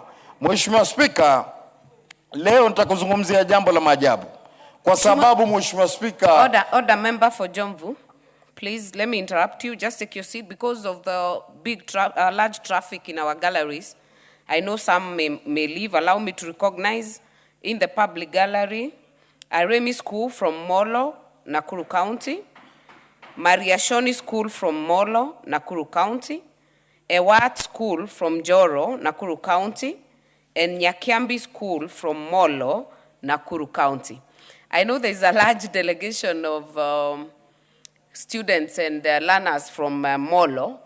I know there's still other will be coming, so you can allow me, member for Molo, that member for Jomvu finishes. She has only 5 minutes left, then you will make a general welcome for the students. Member for Jomvu. Kwa hivyo, Mheshimiwa Spika, nafurahi sana kwa sababu litafanya hili bunge liwe katika jambo linaloitwa legal deposit institution, ambayo zitakuwa tukiweza pia kuweka nakala hizi hapa ndani ya bunge. Mheshimiwa Spika, nikisema jambo la kunishangaza sana na ambalo litashangaza watu wengi. Mheshimiwa Spika, kuna kabila dogo ambalo linaitwa Wajomvu. Na hao Wajomvu, mimi ni mmoja katika hao Wajomvu. Lakini jambo la kushangaza, waweza kutafuta nakala za Wajomvu ambazo mpaka uzitafute kwa wale waenzi na wale waenzi kama kina Profesa Haidar Olokufa, vile vile kina Profesa Alimazurui. Lakini leo Mheshimiwa Spika, maajabu, ukenda London kwenye House of Commons, kwenye library zao, wapata ndani ya maneno ya Wajomvu kutoka walipotoka, tamaduni zao na kila kitu chao. Na tuangalia hawa Wajomvu wanaishi hapa pa Kenya. Lakini kwa nini badala tupate vitu hivi katika House of Commons, tusipate hapa katika bunge letu katika mambo haya? Kwa hivyo Mheshimiwa Spika, nataka kuchukua nafasi hii kusema naunga mkono Mheshimiwa Chege ameleta mswada wa maana sana ambao tutaweza kuona katika mambo mengi yanavyotokea, Mheshimiwa Spika, kuwa yatakuwa yananakiliwa na hapa. Kwa hivyo Mheshimiwa Spika, moja ya jambo ambalo litanukuliwa katika magazeti ni jambo ambalo rais wa nchi hii ya Kenya, Mheshimiwa William Samoei Ruto, hakuna rais katika Kenya kutoka 1963 aliweza kuwatambua wazee wa mitaa na kuwapatia wazee wa mitaa hao insurance, yani bima. Na wazee wa mitaa hao, hayo niliyosema, mambo ya kidijitali, wazee wa mitaa wote wenye kabambe watabadilishiwa, watakuwa na simu za smartphone ili waweze kuona kuwa habari zinaweza kuenea. Kwa hivyo mambo kama haya yakiangaliwa kileo, yataandikwa tu kwenye gazeti hivi hivi. Na ukipata gazeti la upinzani kama People's Daily, wataandika kwa hali maneno ya urongo na hali maneno ya kweli. Lakini kwenye magazeti nakala ile ikiwa hapa bunge, watoto kama 18,000 waliokuja kwa wiki moja peke yake, ina maana kuwa kwa mwaka ni watoto mamilioni wataweza kujua kuwa rais wao mpendwa Mheshimiwa William Samoei Ruto, ambaye hakuna pingamizi ya yeye kuchaguliwa kwa awamu yake ya pili, amefanya jambo fulani na fulani na fulani ambalo watu wengine wowote walikuwa hawajaweza kulifanya. Kwa hivyo Mheshimiwa Spika, hii ni historia kubwa, na pia watoto wataweza kusoma kuwa ndani ya maisha kulikuwa na eneo bunge likiitwa Changamwe, kisha likakatwa eneo bunge lile likaitwa Jomvu nusu yake. Watasoma watu katika historia kuwa kutoka eneo bunge hilo lilipokatwa mwaka 2013 mpaka leo halijaweza kupata mbunge mwingine ambaye amelithibiti kando na kijana mwepesi Mheshimiwa Badi Twalib. Watasoma yale maneno hapa ndani ya bunge hili. Kwa hivyo Mheshimiwa Spika, nashukuru mswada huu ni mzuri. Mswada huu utampeleka Mheshimiwa Chege ya kwa kuwa ataingia kwenye historia ya vitabu vya kumbukumbu, kama yeye alituondoa kwenye maisha ya ukoloni wa ile akti ya 111 ya 1960 akatuweka katika hatima ya kisasa ambayo ni ya kileo. Kwa hivyo Mheshimiwa Spika, nakushukuru kwa kunipa nafasi hii ili niweze kuchangia, na kwa kila kinachotokea katika bunge kitaweza kunukuliwa kama vile wewe mwenyewe Mheshimiwa Martha Wangari utanukuliwa kuwa Madam Speaker mkakamavu, watoto watasoma Madam Speaker mkakamavu ambaye anajua. Kwa hivyo naona Mheshimiwa Meru kule anitolea na rafiki yangu vidole kunaambia malize, na maliza, na Mungu atubariki. Asante kwa nafasi hii, naunga mkono Mheshimiwa Speaker. Asante. Asante sana Mheshimiwa kijana mwepesi Badi Twalib mwenyewe. Nafasi hii nataka nimpe Mheshimiwa wa Molo. Najua uko na wanafunzi wengi kutoka Molo ambao wametutembelea, uweze kuwakaribisha, na sio hao tu bali ni wote ambao wameweza kututembelea kuweza kuangalia vile tunavyofanya kazi hapa bungeni. Asante sana Mheshimiwa Speaker. Mheshimiwa Speaker, siku ya leo nafikiri katika historia ya bunge letu la kitaifa kuna wanafunzi wengi zaidi ambao wameweza kutoka kwa eneo bunge moja katika nchi yetu ya Kenya. Hivi leo tuko na wanafunzi 920 kutoka shule tofauti za eneo bunge letu la Molo, na wamekuja hapa kusoma kuhusu vile tunaendeleza bunge yetu. Wameweza kwenda kule kwa National Museum, wameweza kuja hapa, na hii imewezekana kwa sababu nimegharamia mimi mwenyewe Mheshimiwa Speaker, kupitia kwa mapato yangu ambao naifanya kwa ukulima wangu mdogo pale katika eneo bunge letu la Molo. Mheshimiwa Speaker, vile nawakaribisha hapa nataka kuwapea tu historia kidogo. Mheshimiwa Speaker, mimi ni mwanafunzi ambaye nilisomea shule ya msingi ya umma, shule ya upili ya umma, ikiwepo tunaita Mixed Day Secondary School, na niseme kwa jina inaitwa Kieni Secondary School ambayo iko katika eneo bunge la Subukia. Shule ya chuo kikuu cha umma kwa shahada yangu ya kwanza ya degree nikisomea maneno ya fedha, Honorable Speaker. Na niseme kwamba ile ambapo ilinifanya niweze kujua niko na ndoto ya kuwa kiongozi na kuwa katika nchi yetu ya Kenya, Mheshimiwa Speaker, ni kwa sababu nikiwa kidato changu cha 3 tuliweza kwenda mashindano ya tulikuwa tunaita Science Congress, na nilikuwa napenda sana masomo ya sayansi. Kwa hivyo nilikuwa na ile biology talk kama sio kwa Kiswahili, na nikaweza kuongoza katika county ya Nakuru, nikaweza kuongoza katika bonde la Ufa, na tukaweza kuwa na zile nationals pale Moi University kule Eldoret. Na Mheshimiwa Speaker, wakati nienda katika kile chuo kikuu ilikuwa mara yangu ya kwanza kutoka Nakuru. Nilikuwa natoka Molo, naenda Nakuru, naenda Subukia, narudi nyumbani. Na kwa hivyo ilikuwa mara yangu ya kwanza kabisa kufika chuo kikuu. Na hivyo nilifika kule nikaona barabara za lami ziko katika shule. Nikaona kwa mara ya kwanza nyasi ambayo sio kukuliwa na ng'ombe ama mbuzi, lakini ni ya kukaa tu ya kuleta urembo katika chuo kikuu cha Moi. Nikaweza kuona wanafunzi kule wakitembea wakiwa wamevalia suti, wakiwa wakaa vizuri, wanabeba laptops ama zile kwa Kiswahili talakilishi wakiwa kule. Nikaweza kuona magari makubwa yakienda pale. Na wakati chumba ambacho tulikaa kule wakati kwa tunafanya hao mashindano, tuliweza kuacha kama tumeandika katika ukuta, I will be back, kusema ya kwamba tutarudi pale. Na niwaeleze kwamba wale wanne ambao tulikaa pale, nafikiri wiki 2 zilizopita niliweza kuzungumza na mmoja wao ambaye sasa ni daktari, anaitwa Dr. George Kariuki, ambaye sasa anafanya kazi na World Bank. So tunataka kuambia wanafunzi ambao wamekuja kutoka eneo bunge la Molo ya kwamba msishtushwe na magari makubwa ambao mmeona hapa Nairobi ama katika eneo bunge ama katika hapa bunge. Msishtushwe na wale watu wengi mnaona wamevaa masuti mazuri, wamevaa rinda nzuri, wanakaa vizuri. Nyinyi mtakuwa bora zaidi kualiko.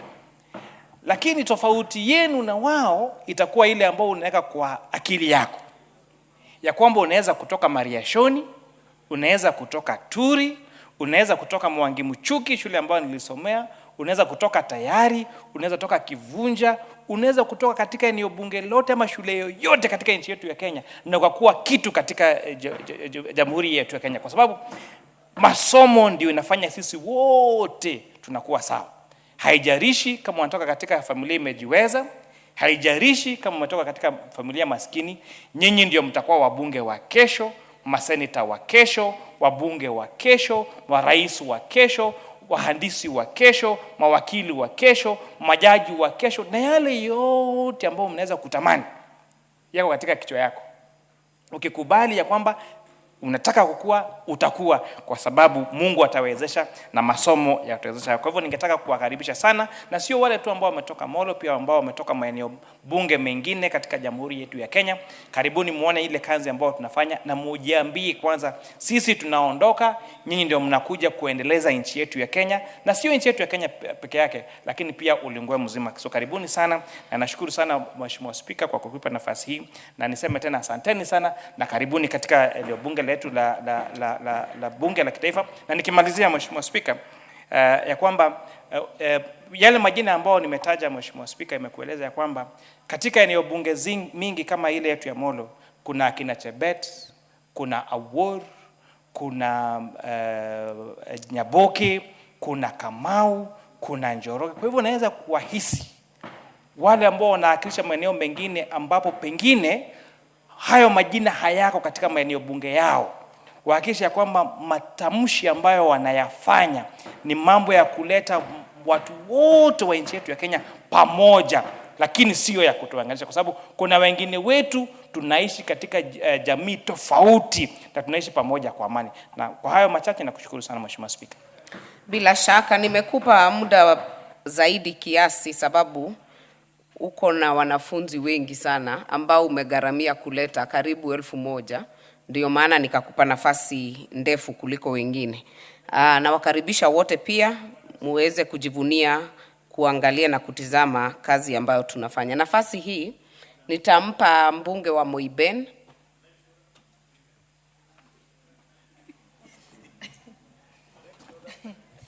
I will come back to you, Honorable Owen. Thank you. Thank you so much, Madam Speaker, for giving me the opportunity to contribute to this bill on books and newspapers, Amendment Bill 2025. Madam Speaker, I fully support, because you realize that the bill which is being amended is very dated. It goes back to almost 60 years ago. That is pre-independence. And even the terms which are in this bill, Madam Speaker, are very dated. We have terms like the marginal note, we have terms like the colony, which are very dated, and they take us back to the dark years when we were still under the colonial rule. And amending this bill goes all the way to bringing it on speed so that it captures what is in the current constitution. Madam Speaker, it is also good to borrow the best practices from other countries. And in this amendment, we see that it is borrowing heavily from South Africa, from South Korea, and countries like Indonesia, which are very progressive. Madam Speaker, it is very important that Parliament Library becomes a depository for all the publishments which are done in the country, because, Madam Speaker, it is an institution which heavily carries a lot of responsibility, carries a lot of knowledge, carries a lot of information for the country. And Madam Speaker, even members of Parliament are publishers and they are researchers, and such information domiciled in Parliament goes a long way to shape even the debates which are done in Parliament. We have one honorable member who has written a very interesting book, that is Honorable Milio Thiambo, who has written a book entitled Rigged or to be Rigged. Such a book is very interesting, and I'm sure stored in the Kenyan Parliament. And in many years to come, it will be very important for generations to have access of such. And print media is very important for storage of knowledge and for prosperity. And it should not just be domiciled in Parliament, Madam Speaker. The publications should also be cascaded to the entire country, so that we promote a reading culture amongst our people. Because you realize that most of us, or most Kenyans, are relying on digital media, and which is somehow temporary. and storing it in a library gives them a chance to visit libraries and read. And that way, they also network. And I'm impressed by the number of students who have come to Parliament today, especially from Nakuru County. That is an indication, Madam Speaker, that our schools or young people are impressed by what is happening in Parliament. And we should also cascade the same, even parliamentary assets to our counties or our constituencies and have libraries there so that they can have a chance to have a feel of what is happening in Parliament even before they travel and visit this important house. Madam Speaker, it is also important that the government supports publishers so that because of CBC, it is not people don't just publish at advanced age. Even young people are becoming publishers, Madam Speaker. The other day I was in my constituency, I visited a school, and I met a young boy who had written 10 publications, who had written 10 books. And I was very impressed, Madam Speaker. And I think it is high time the government budgets or apportions money to support young publishers, especially with the current curriculum of CBC, where it caters for all talents. Young people should be held so that they can put more attention to publication, so that we have had problems in society like where young people are very idle. They instead of wasting their time idling in centers, they sit and put their heads together and publish with the support of the government. So, Madam Speaker, I want to conclude by saying that I felt very good today when I saw the village elders from my constituency visiting State House, and it was very historic, and I was very excited. And I want to thank the President, Dr. William Samoei Ruto, for giving them a chance to have a feel of what is happening in State House. And also the stipend they are going to get henceforth of 3,000 Kenya shilling. But what I want to encourage the President to do is that 3,000 is a little bit low. They should be given more because they have a lot of responsibilities in our constituencies, taking care of the entire constituency. So 3,000 is just the beginning, but I hope that going forward, they are going to get a good amount of money. Mayaka, what is out of order? Thank you, Honorable Speaker. I don't like to interrupt the good professor, but Honorable Speaker, Professor is giving us very important points. But we have a gathering of Mount Kenya East and West here that we can't even hear what she's saying. Kindly, Honorable Speaker, tell them to consult in low tones. Mount Kenya Honorable East members, Honorable, I can only see Honorable Muruidhania's head from here. Members at the aisle, kindly. Keep it low or break the kamukunji. Utilize the rooms behind me so that we can hear each other. Continue, member for Moiben. Thank you, Madam Speaker.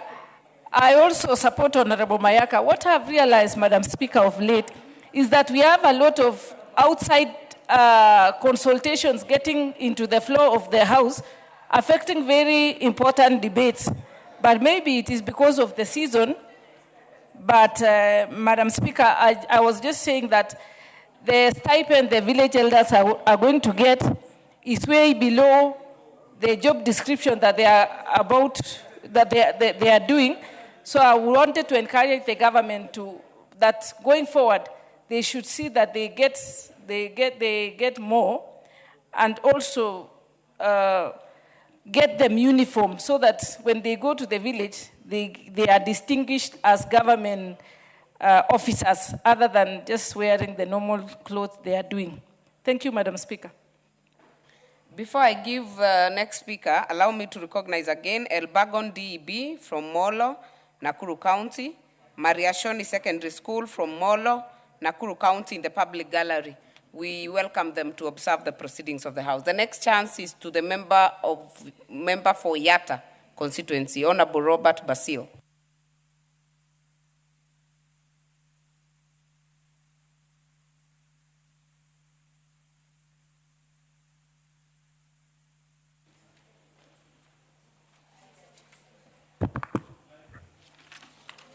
Thank you, Mr. Speaker. We used to have Madam Speaker, now it's Mr. Speaker, for allowing me to contribute to the bill, the amendment bill from the Committee for Broadcasting and Library that has brought this particular bill to amend the Books and Newspaper Amendment Bill, National Assembly Bill number 47 of 2025.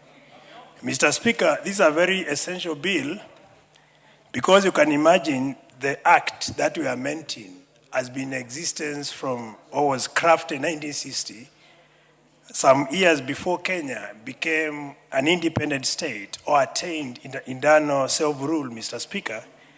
And it is today we are getting to books of history as the first parliament to make this amendment, Mr. Speaker. So the 13th parliament has been made proud by this Committee of Broadcasting and Library Services that has brought this amendment to the House, Mr. Speaker. There are quite a number of proposals that are stipulated under this particular bill, and I'm going to pick a few of very salient proposals that have been put forward, Mr. Speaker. And one of them is that the bill proposes to deposit publications in Parliament, Mr. Speaker. Imagine this is going to enrich the knowledge and make Parliament a repository of knowledge, Mr. Speaker, by allowing publishers to deposit a copy in Parliament, Mr. Speaker. And there will be a number of benefits which will be derived after this proposal becomes or gets to effect. And I'll be able to explain that later in my contribution, Mr. Speaker. Another very key proposal, Mr. Speaker, is preservation of national publication, Mr. Speaker, whereby archiving Kenya published books, Mr. Speaker, is proposed under this amendment, Mr. Speaker. This is going to ensure that Parliament becomes a body of knowledge where men of people who make reference or want to do research could come to Parliament to make some reference in line with this particular amendment, Mr. Speaker. Additionally, the particular bill proposes retention of existing legal deposits, Mr. Speaker, which is very crucial, Mr. Speaker, because it makes Parliament a strong body, a strong Parliament to make laws. And I'll also explain some of the very key benefits that we are going to thrive by having a very solid Parliament and more so a strong parliamentary library that will have all these copies deposited to, Mr. Speaker. Importantly, Mr. Speaker, this particular amendment proposes that is going to strengthen the role of Parliament on research, Mr. Speaker, because a number of our researchers will be able to access information at ease, which is very crucial, Mr. Speaker, to promote the legislation work that we do here in the House, Mr. Speaker. Additionally, Mr. Speaker, the legislative role where referencing will be done by having copies deposited in Parliament will be made a reality by having this amendment passed by this House, Mr. Speaker. And then we all acknowledge Parliament is a body or is an institution that keeps record, historical record, Mr. Speaker, or is a house of records, to be precise, Mr. Speaker. This particular role of having Parliament as a house of record will be promoted or will be enhanced by having this amendment in place, Mr. Speaker. Therefore, Mr. Speaker, by having a strong parliamentary library, Mr. Speaker, that will be made a reality through this amendment of the Books and Newspaper Act of 1960, particularly Section 6 and 14, Mr. Speaker, will be able to thrive or to enjoy these benefits that I'm going to outline, Mr. Speaker, And one of it will have an informed lawmaking body. Will be able to have members of parliament who are more informed because they'll be able to access wider information by having a strong parliamentary library, Mr. Speaker. Importantly, our role on oversight will be enhanced because it means we'll be able to make reference just next door at the library or the parliament library, Mr. Speaker. Importantly, our role to make decision making will also be enhanced. And this is going to be realized by having a strong parliamentary library, Mr. Speaker. And that's why it's crucial that this amendment is passed by this particular House. On the other side, Mr. Speaker, the having a strong parliamentary library will be able to champion the parliamentary records. We'll be able to have Parliament as a repository of parliamentary records, a more historical, and be able to archive a lot of research work or publications for current and future generations, Mr. Speaker. And then we'll also be able to build a very robust institutional memory of this particular House, Mr. Speaker. I have very little reservations, however, on the same amendment, Mr. Speaker, because I foresee some challenges. And one of the very, I would say one of the very immediate challenge will be additional cost, Mr. Speaker, to the publishers. I'm speaking as a scholar, Mr. Speaker, because I'm involved in a lot of research works. And you can imagine with this amendment, because we will be required by law to deposit our publications here in the Parliamentary Library, Mr. Speaker, there will be additional administrative work, which will also come with transactional cost. And that is one of the few unforeseen challenges that I'm seeing with this particular amendment, Mr. Speaker. Additionally, of course, by submitting or requiring publishers to submit copies of their published work in Parliament is going to promote transparency and build solid foundational knowledge, particularly for members of parliament and people within the parliamentary precincts, because they'll be able to access this information.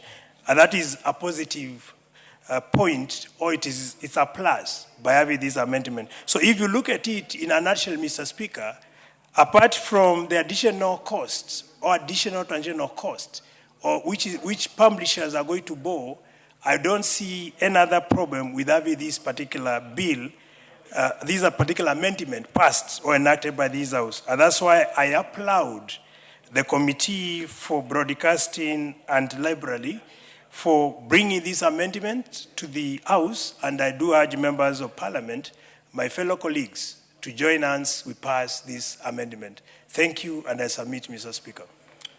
Thank you for those eloquent contributions, Honorable Basil.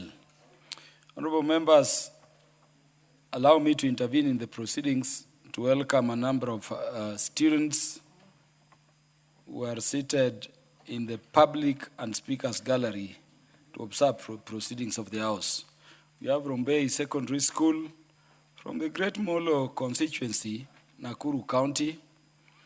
We have Rombei Junior School, also from Molo constituency, Nakuru County.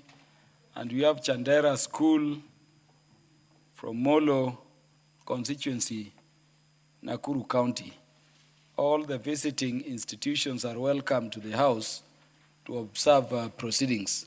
And let me, now that the Honorable Kuria Kimani, the MP for Molo, is not in the House, he has already spoken in welcoming all of them. All the students are welcome to the House. May you be as great as your current MP for Molo, who also chairs the National Assembly Departmental Committee in charge of finance and national planning. A very brilliant member of Parliament. We wish well, and we thank him also for bringing you to observe these proceedings. The Deputy Majority Leader, yes, will now make his contributions to the bill.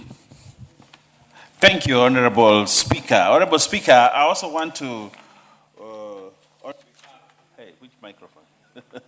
On behalf of the Honorable Kimani Kuria from Molo, to say Karibuni Sana Bunge. He's a great gentleman, a man that has done perfectly well above his age in this parliament. So when you go back home, tell your parents they elected this right person and they should re-elect him again so that he comes back to this parliament to push the bottom-up agenda. Thank you very much. Honorable Speaker, having said that, I want to stand to support the Books and Newspapers Amendment Bill, National Assembly Bill number 47 of 2025. Honorable Speaker, this bill does one fundamental thing, that any publication, be it newspaper, be it books that have been published, the publishers and authors have to bring copies of the same to the Library of Parliament. Therefore, it makes the Library of Parliament a repository of knowledge. And Honorable Speaker, the Bible says that my people are not doing very well because of lack of knowledge. Now, when issues of knowledge are spoken to, Honorable Speaker. The Bible uses the word perish. Perish. Perish. I was looking for that word. My people are perishing because of lack of knowledge. And books carry knowledge. And when Parliament is made a repository of books, then we become part of that corpus. I want to use that word, corpus. You know, I know the Honorable from Suba doesn't know what the meaning of that word. But I want to inform him, the corpus of knowledge, the corpus of knowledge. And Honorable Speaker, this becomes very interesting because one of the things that we do in this parliament as we contribute is do research. And if you want to do good research, Honorable Speaker, a library is important, is a must. And therefore, bringing knowledge and making Parliament a repository of knowledge. I like what it said, all the books published in this country, all the books, scientific journals, you know, literature, all manner, novels, all manner of publications that are churned out of our publishing machines in this country will have their way here. This turns Parliament probably to the biggest library in this country. The biggest library in this country. And therefore, what it is doing, it is making Parliament the center of knowledge. Parliament becomes the center of knowledge. I look forward to the days when professors for the universities that we have here will be coming to Parliament to make reference to books because they are here. I look forward to great researchers coming out, Honorable Speaker. I would want to deposit my thesis, the two of them, in Parliament, Honorable Speaker. And I want to imagine that all the theses that are produced in this country, in all the universities, will find their way here in the Parliament Library. Making Parliament a repository of knowledge. And I like the way it is being said here, both books in book form or digital form, Honorable Speaker. And I think this is an important thing because we cannot just have fragmented repository. You know, University of Nairobi has its own, KU has its own. If you must do research on work that has been published in KU, probably you have to go there. But now, if everything here is in the center of town, is in here, Honorable Speaker, we will have. Secondly, Honorable Speaker, we will become the center of archival sciences, when there's something like that, Honorable Speaker.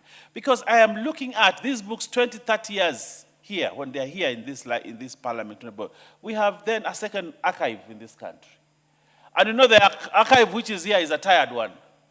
We are now setting up a new archive. 60 years down the line, when people want to know a lot of things that have been published, now they will come to Parliament, Honorable Speaker.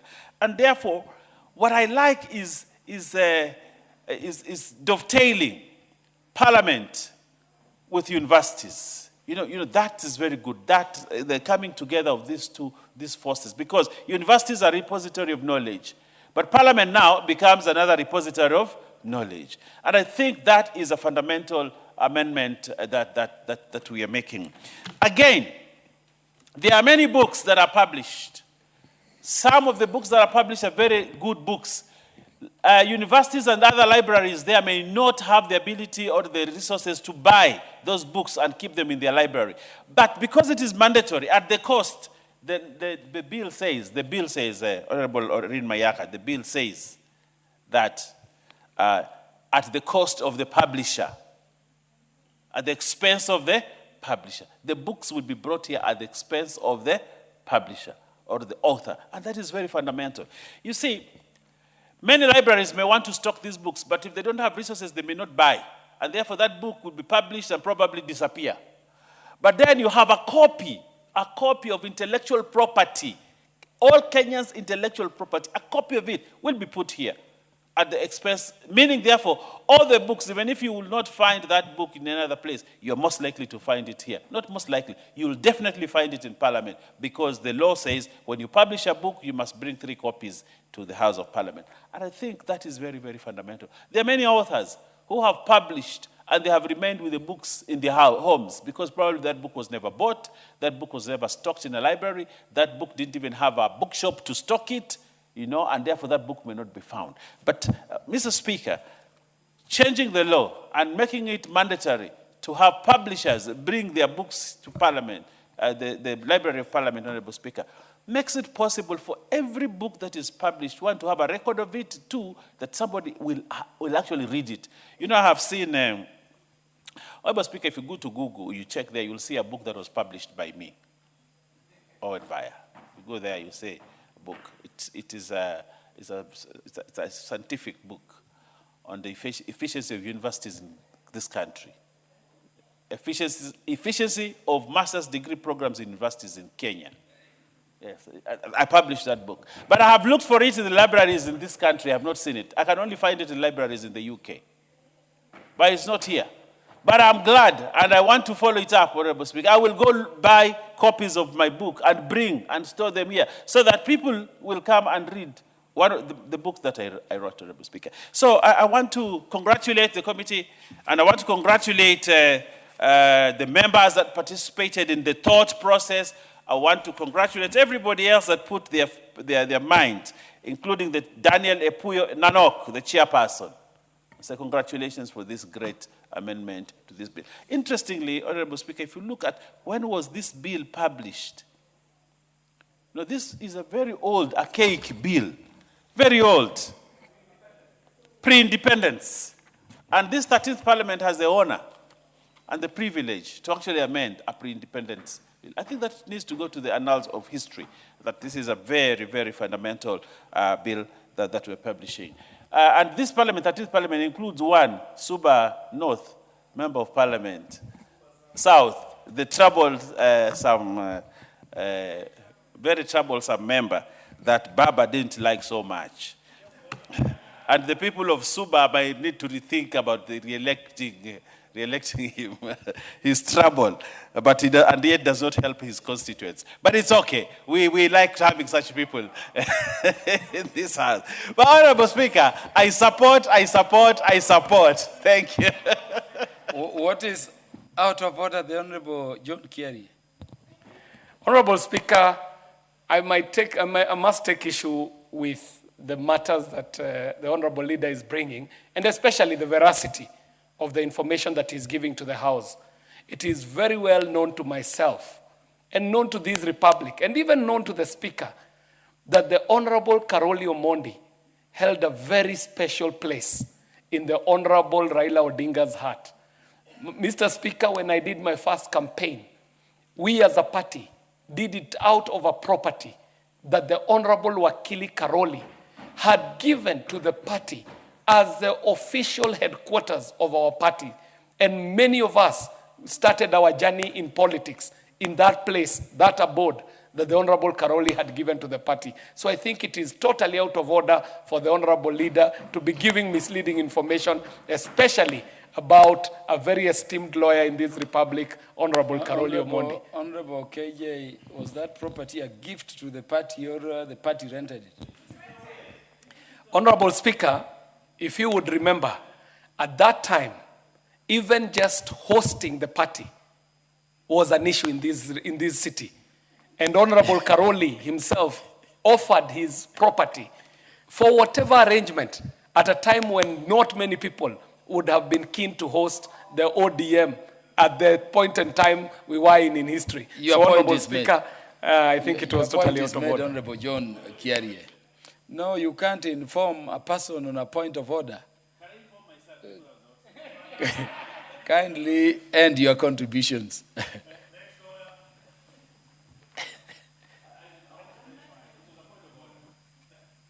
It's not a point of order. You are contributing. You had 1 minute to go.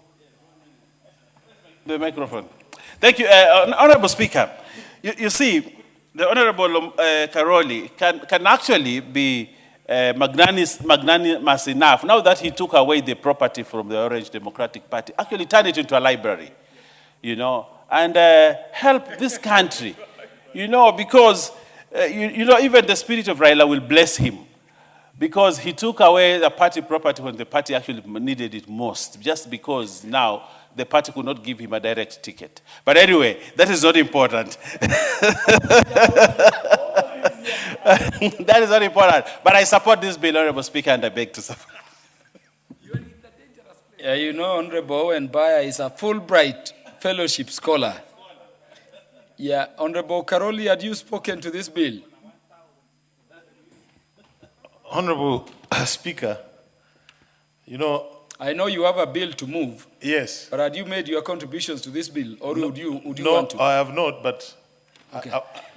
do I proceed? Yes, proceed. Honorable Speaker, this bill attempts to establish something similar to the Library of Congress in the US. And you will recall that the Library of Congress was actually established around 1800. And as of today, it has about 180 items. I don't mind the proposed amendments, but the way the Deputy Minority Leader was promoting the bill made me wonder why, after so many years, with 2 amendments, they think they have done very great work as a government.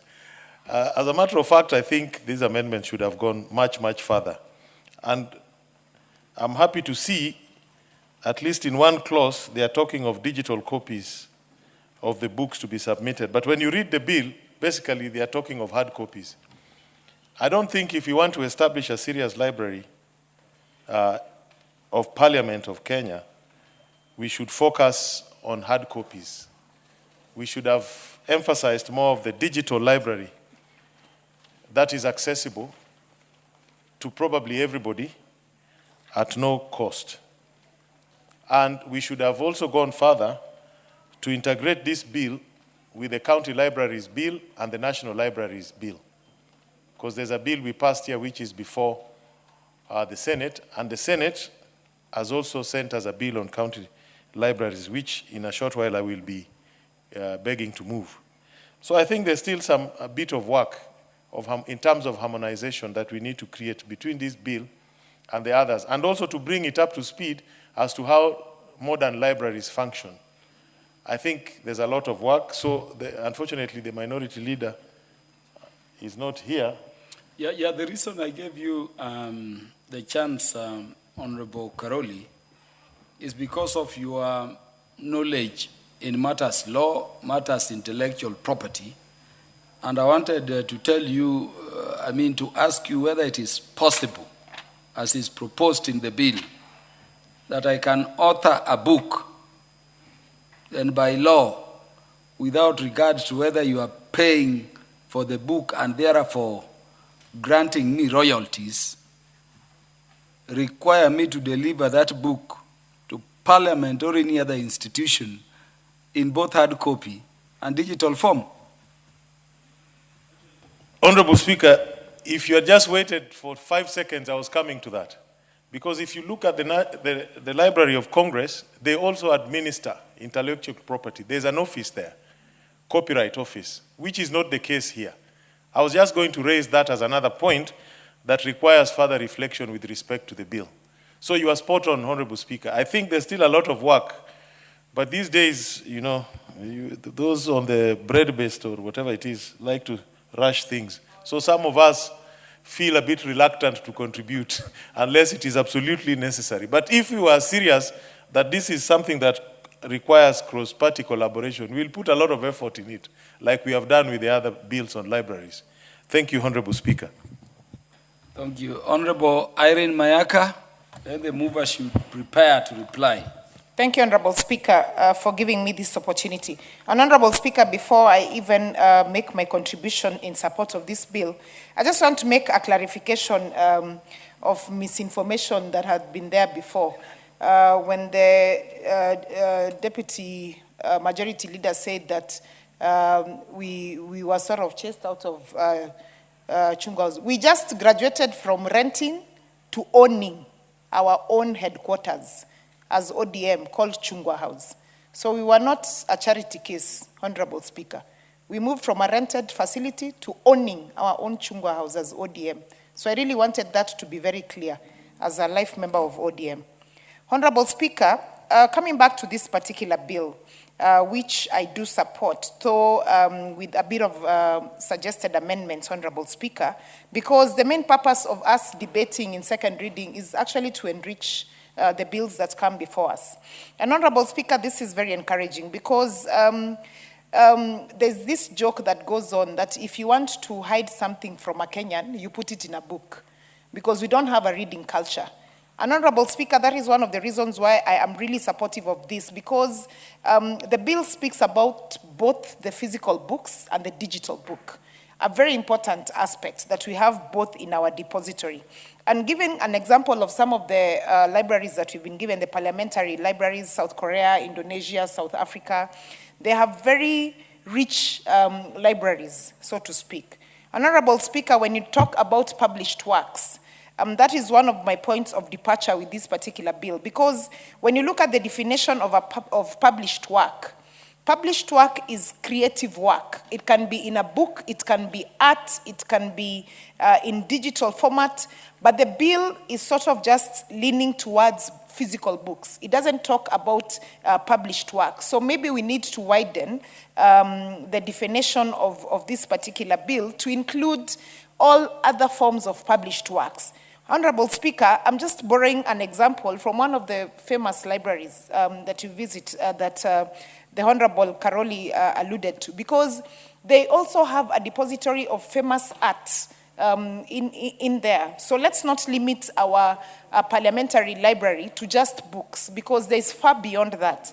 And Honorable Speaker, you know one of the very famous publishers we do have is the late Honorable Raila Odinga. It would be lovely to see his book, The Flame of Freedom, as part of the work that is put in this particular space, because we want young people, young generations in future who had not experienced having Baba with us, for them to be able to read some of his famous work.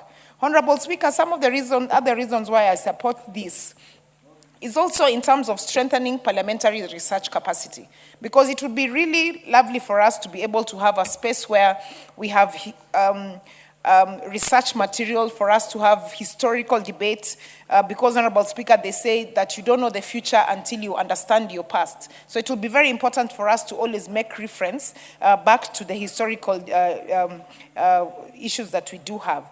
Another thing, Honorable Speaker, is protection of publication, because we will then have catalogs, classifications, utilization of different publications, Honorable Speaker, that will be very beneficial for even the future generations.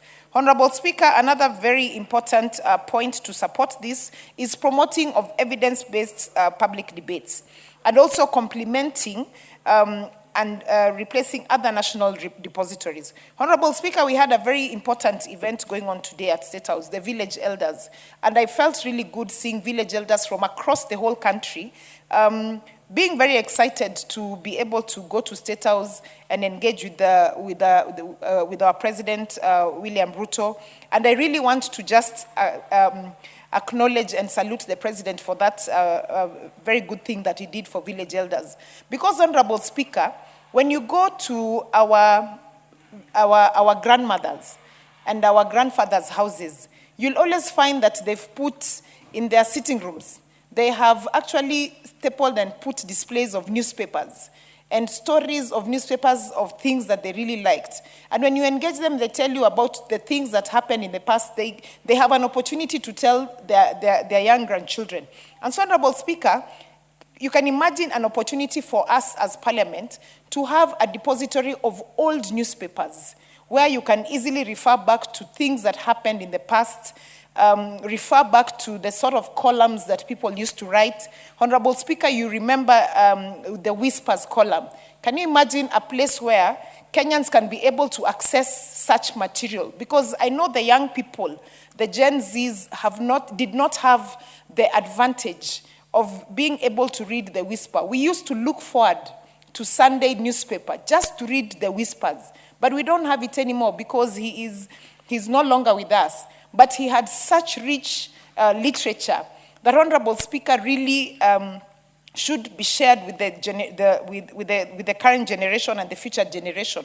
And so, Honorable Speaker, this for me is extremely important. The only thing that I feel that we also need to have included in this particular bill is the aspect that Honorable Karoli spoke about the copyright, because that's very important. Because we do have situations where people get intellectual property stolen from them because they don't have access to where they can actually be able to deposit their intellectual property, and that's because there's no capacity. People have no knowledge of that. So, Honorable Speaker, it will be very important for us to include this so that we can enrich this bill and so that it can help not just the current generation, but future generations as well, Honorable Speaker.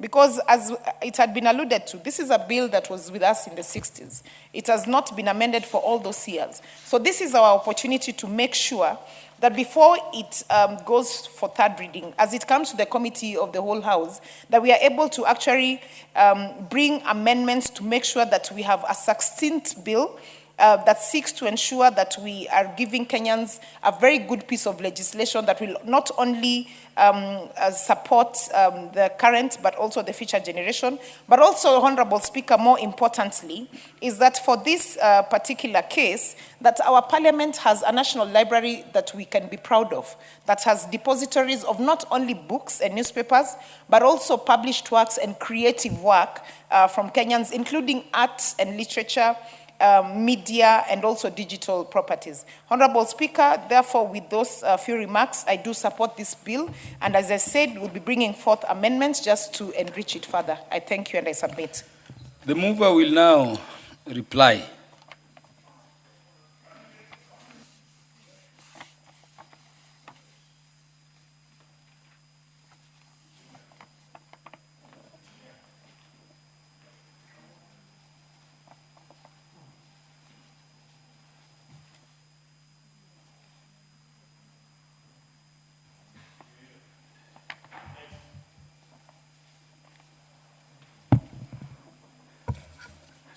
Honorable Speaker, before I reply, I would like to request my friend, a member for Embakasi, to just take 1 minute. Not permitted by the standing orders. Oh. Well, at least he understands. But, Honorable Speaker, I rise to reply. First of all, let me thank all those people who contributed, the honorable members who have given a lot of wisdom and intellect into the debate. They have raised very important issues that are worth considering. But, Honorable Speaker, I want to thank this Parliament for the fact that we are the people at this time that we have taken the initiative to amend an act that was there pre-independence and referring this country as a colony and not a Republic of Kenya. However, Honorable Speaker, it is important to note that there are issues and they are important. We propose that the material that will be deposited with the Library of Parliament will be both in hard copy and also in digital form. But more importantly, Honorable Speaker, it was reported here that last week only, there were 18,000 students that came through this parliament. We hope that if this amendment goes through and it is implemented, we can have such huge number of students, not only to come and see the plenary in 10, 15 minutes, but also have time to visit the library and get to know what it contains and how they can help themselves in terms of getting more knowledge, not only for the young people, but also even members of public and including honorable members. So I want to thank the committee, the select committee on broadcasting and library for their commitment to work on this amendment. And Honorable Speaker, there are many who thought that this select committee is a place where people are punished and they are taken from other committees. But Honorable Speaker, this is a very important committee and it can contribute a lot to this nation. I know we have alluded to Singapore, and it has been quoted here that Singapore is one of the countries that the Library of Parliament has set to accommodate all the books and newspapers deposited with that library. And we can start our journey here. And this journey can help this country to safeguard, particularly the materials that have been developed here in this country, and some which have never find a way to the shelves. And as has been said, that we must protect every material that is produced in this country, and the issue of the intellectual property has been raised, and that is an important issue. So, Honorable Speaker, I beg to reply. Thank you, Honorable Engineer John Kiragu. Honorable members, I now put the question that the Books and Newspapers Amendment Bill, National Assembly Bill number 47 of 2025, be now read a second time. Will as many as are of that opinion say aye? Will as many as are of the contrary opinion say nay? The ayes have it. A bill for an act of parliament to amend the Books and Newspapers Act and for connected purposes. Thank you. Next order. Order number 15, the County Library Services Bill, Senate Bill number 40 of 2024, second reading. Mover to move. Thank you very much, Honorable Speaker. I rise on behalf of the chairperson of the Departmental Committee on Sports and Culture and beg to move that the County Library Services Bill, Senate Bill number 40 of 2024, be now read a second time. Honorable Speaker,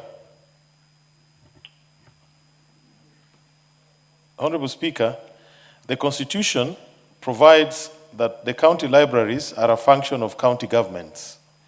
On the other hand, there is need for a coherent national framework to guide and support county governments in the discharge of these functions.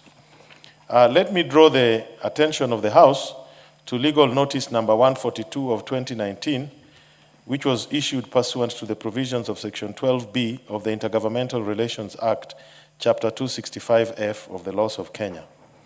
This legal notice provided the delineation of library functions between the national government and county governments, and set out the specific functions to be performed by each level of government in relation to library services, so as to avoid duplication of functions and conflict of mandates. Mr. Speaker, the brief highlights of the proposed bill are as follows. The bill defines a library as an organized collection of information resources accessible to users either freely, for a fee, or through membership system. And the objective of the bill is to establish libraries in each county so as to ensure that learners and the communities within the country have access to educational resources and information, to promote literacy in counties, and to support education, cultural, and research activities by providing the necessary resources and facilities. Honorable Speaker, the role of county governments will be to support the development and effective operation of county libraries through their county integrated development plans by mobilizing and allocating adequate financial and other resources for library services and collaborating with relevant entities to promote capacity building for library staff and resources mobilization, and providing the necessary resources for the training and professional development of county library personnel.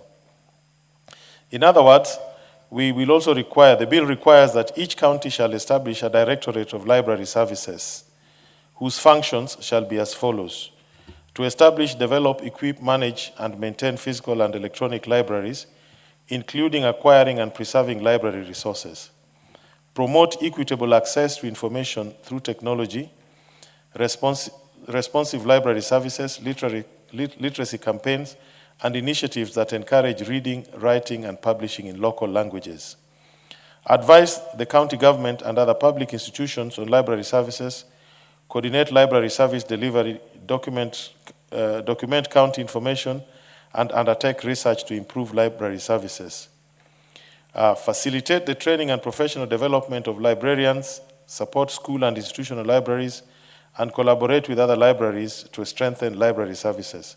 And finally, the County Directorate of Library Services will be expected to promote inclusive access to library services, particularly for persons with disabilities, publish county bibliographical and reference services, and perform any other functions as assigned by the Act or any other written law. Mr. Speaker, all property acquired for purposes of a county library shall vest and be held by the respective county government. And a County Directorate of Library Services may recognize a voluntary agency library or a school library and may offer them technical support and assistance. And the County Executive Committee member responsible for library services or education shall have the power to make regulations. Honorable Speaker, the committee held various public participation forums. In particular, we met with the Office of the Attorney General, State Department for Culture, the Arts and Heritage, Kenya Law Reform, and the Kenya National Library Services. While the stakeholders largely supported the bill, they raised a few issues of concern. Number one, they expressed the need for explicit coordination between the county library systems and the Kenya National Library Service. The inclusion of digital formats of books, and the need to set clear functions of the National Library and county libraries so as to eliminate the possibility of conflict of mandates. Honorable Speaker, the committee deliberated on the bill and submitted a report which was tabled before this House on 18th June 2026. The committee also made the following observations. The existing Kenya National Library Services Board Act 225 was enacted prior to 2010 Constitution and does not adequately align library services with the devolved system of government. We also observed that the County Library Service Bill fills an important legislative gap by providing a framework for the establishment, management, and regulation of county libraries. We also observed the County Government Act, Chapter 265, gives the County Executive Committee within each county the power to determine the organization of the county. Therefore, it is not necessary to provide for the establishment of county directorates of library services. The committee also observed that there remains a critical role for the national government in maintaining and coordinating a national library service through which the Kenya National Library Service, particularly in relation to national policy, maintenance of the national bibliography, preservation of national publications, digitization standards, research support, and inter-county coordination. But also international collaboration should be left to the national government through the Kenya National Library Service. The committee also observed that there's need for clear coordination and cooperation mechanisms between the national government and county governments in accordance with Article 6.2, 186, and 189 of the Constitution. And finally, the committee observed that the complementary existence of both the Kenya National Library Service and the national government, under the national government, and the county library services under county governments will ensure effective and coordinated delivery of library services throughout the country. The committee, however, will recommend certain amendments at the committee stage so as to align the county library functions with the legal notice that I mentioned earlier. Some of the proposed committee stage amendments will address the following. The definition of the library under this particular bill will be expanded to include digital formats of books. And we propose to amend Clause 3 of the bill to ensure the establishment of libraries in each sub-county, meaning the constituencies for members of parliament, to ensure access to knowledge resources. We'll propose amendments to Clause 4 to provide for the role of county government so as to provide the functions of county governments as expressly contained in the legal notice number 142 of 2019 aforementioned. And finally, deletion of some clauses providing for the establishment of county directorates of libraries so as to allow each county to organize itself in a manner it will perform the library services function. Honorable Speaker, this House will recall that on 1st July 2026, we passed the Kenya National Library Service Bill, National Assembly Bill number 20 of 2023. The bill provides for the repeal of the outdated Kenya National Library Service Board Act, Chapter 225, and establishes the Kenya National Library Service. The bill also sets out the specific functions of the national government in relation to the library functions. These functions of the national government are already aligned to the legal notice number 142 of 2019 aforementioned. Honorable Speaker, the Kenya National Library Service Bill has since been forwarded to the Senate for consideration. The committee therefore would urge this House to expedite the conclusion of this County Library Services Bill and send it back to the Senate so that the Senate can consider the two bills together, having specific regard to the distribution of functions as contained in the legal notice and, of course, the fourth schedule of the Constitution. Honorable Speaker, permit me to conclude by stating that the County Library Services Bill provides a critical framework for strengthening library services under the principles of devolution. Its enactment will enhance access to information, promote literacy, digital inclusion, research, innovation, and preservation of indigenous knowledge, while ensuring coordinated and equitable delivery of library services across the country. Honorable Speaker, I beg to move. I would like to request the Honorable Robert Basil, Member of Parliament for Yatta, to second. Thank you very much, Honorable Speaker. Thank you. The Honorable Robert Basil. Thank you, Mr. Speaker, and thank you, my brother, Honorable Karoli. Mr. Speaker, actually, we are in the same committee, and that's why I rise to second this particular bill, the County Library Services Bill, Senate number 40 of 2024. Mr. Speaker, this bill strengthens the role of county government, particularly in line with the fourth schedule of the Constitution, which puts library services as a devolved function, Mr. Speaker. Therefore, the very key reason why, as a member of the committee, we propose or we bring forward this particular bill is because it promotes literacy level, particularly at the lower level of governance when we talk of county level, Mr. Speaker, because we propose the establishment of county libraries, Mr. Speaker, through the bill, more so Clause 3, all the way to Clause 7, Mr. Speaker. It also provides the legal framework for establishment of county library, Mr. Speaker. And you can imagine this country requires high level of reading because reading gives knowledge, and knowledge is power, Mr. Speaker. That kind of reading, Mr. Speaker, is fading away in this country, Mr. Speaker, and we need to build it at the grassroots level all the way to the national level, Mr. Speaker. The bill also does propose the improved access to information and knowledge, Mr. Speaker, and it does also align very well with the previous bill on the books and the newspaper amendment bill that we have just debated, Mr. Speaker. Importantly, this particular bill, Mr. Speaker, preserve the county documentary and cultural heritage, Mr. Speaker.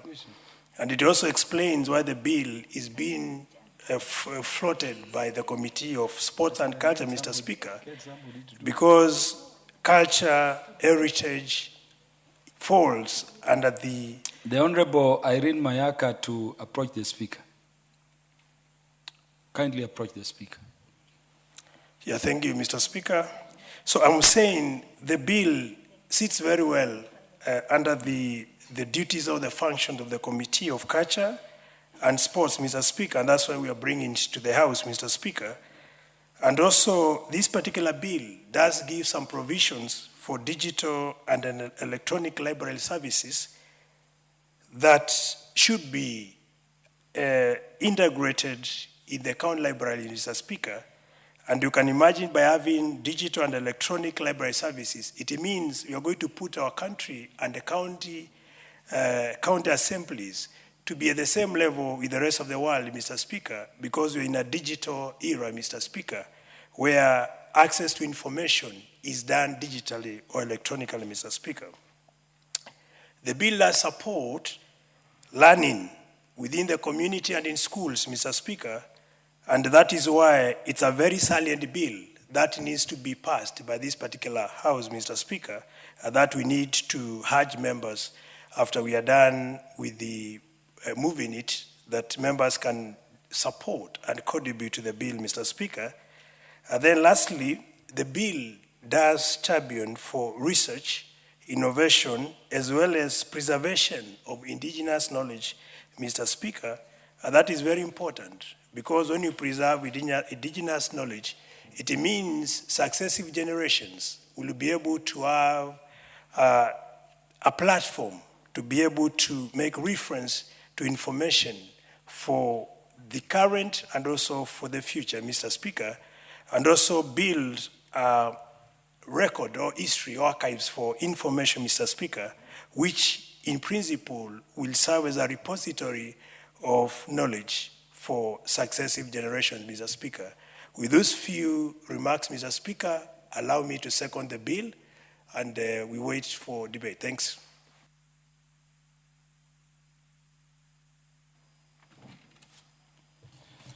Honorable members, I propose the question. The County Library Services Bill, Senate Bill number 40 of 2024, now read a second time.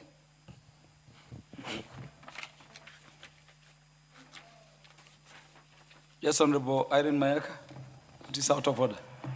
Thank you, Honorable Speaker, for indulging me. Honorable Speaker, I'd like to move under point of order 96 on adjournment of debate because I feel like this is a very important bill that needs to have enough time for members to be able to debate. And I therefore propose that we adjourn debate to a future date. Thank you. The honorable members, standing order number 96, 1, under which Honorable Irene Mayaka has moved, provides that a member who wishes to postpone to some future occasion the further discussion of a question which has been proposed from the chair may claim to move that the debate be now adjourned, or in the committee of the whole House that the chairperson do report progress. I therefore now put the question following thereof that the debate be now adjourned. Will as many as are of that opinion say aye? Will as many as are of the contrary opinion say nay? The ayes have it. What it means, Honorable Karoli and honorable members, is that further consideration of the matter appearing under order number 15 has been deferred to such future time as the House Business Committee will schedule it for the House's deliberation. Next order. Order number 16, the County Assembly Services Amendment Bill, Senate Bill number 34 of 2023, second reading. Do we have the chairperson, Departmental Committee on Labor? He's made a request, I'm informed, which has been acceded to, that we defer the consideration of the matter under order number 16 to such future time as it will be scheduled for the House's consideration. Next order. So deferred. Order number 17, motion, report on audited financial statements of selected state corporations in the energy sector. The Chairperson, Public Investments Committee on Commercial Affairs and Energy, Honorable Kosing, did request the Speaker to defer the consideration of this matter to the future, and the request has been acceded to. The matter appearing under order number 17 is accordingly deferred. Next order. Order number 18, motion, third report on the status of reports on petitions and resolutions. Honorable members, the matters appearing under order number 18, order number 19, order number 20, order number 21, and order number 22 are hereby stepped down for consideration in future as and when the House Business Committee will schedule them for the House's deliberation. And the Speaker is doing so for the convenience of the House. Let us be upstanding, honorable members. Honorable members, and the time being 18:48 p.m., this House stands adjourned until Wednesday, the 5th day of August 2026 at 9:30 a.m.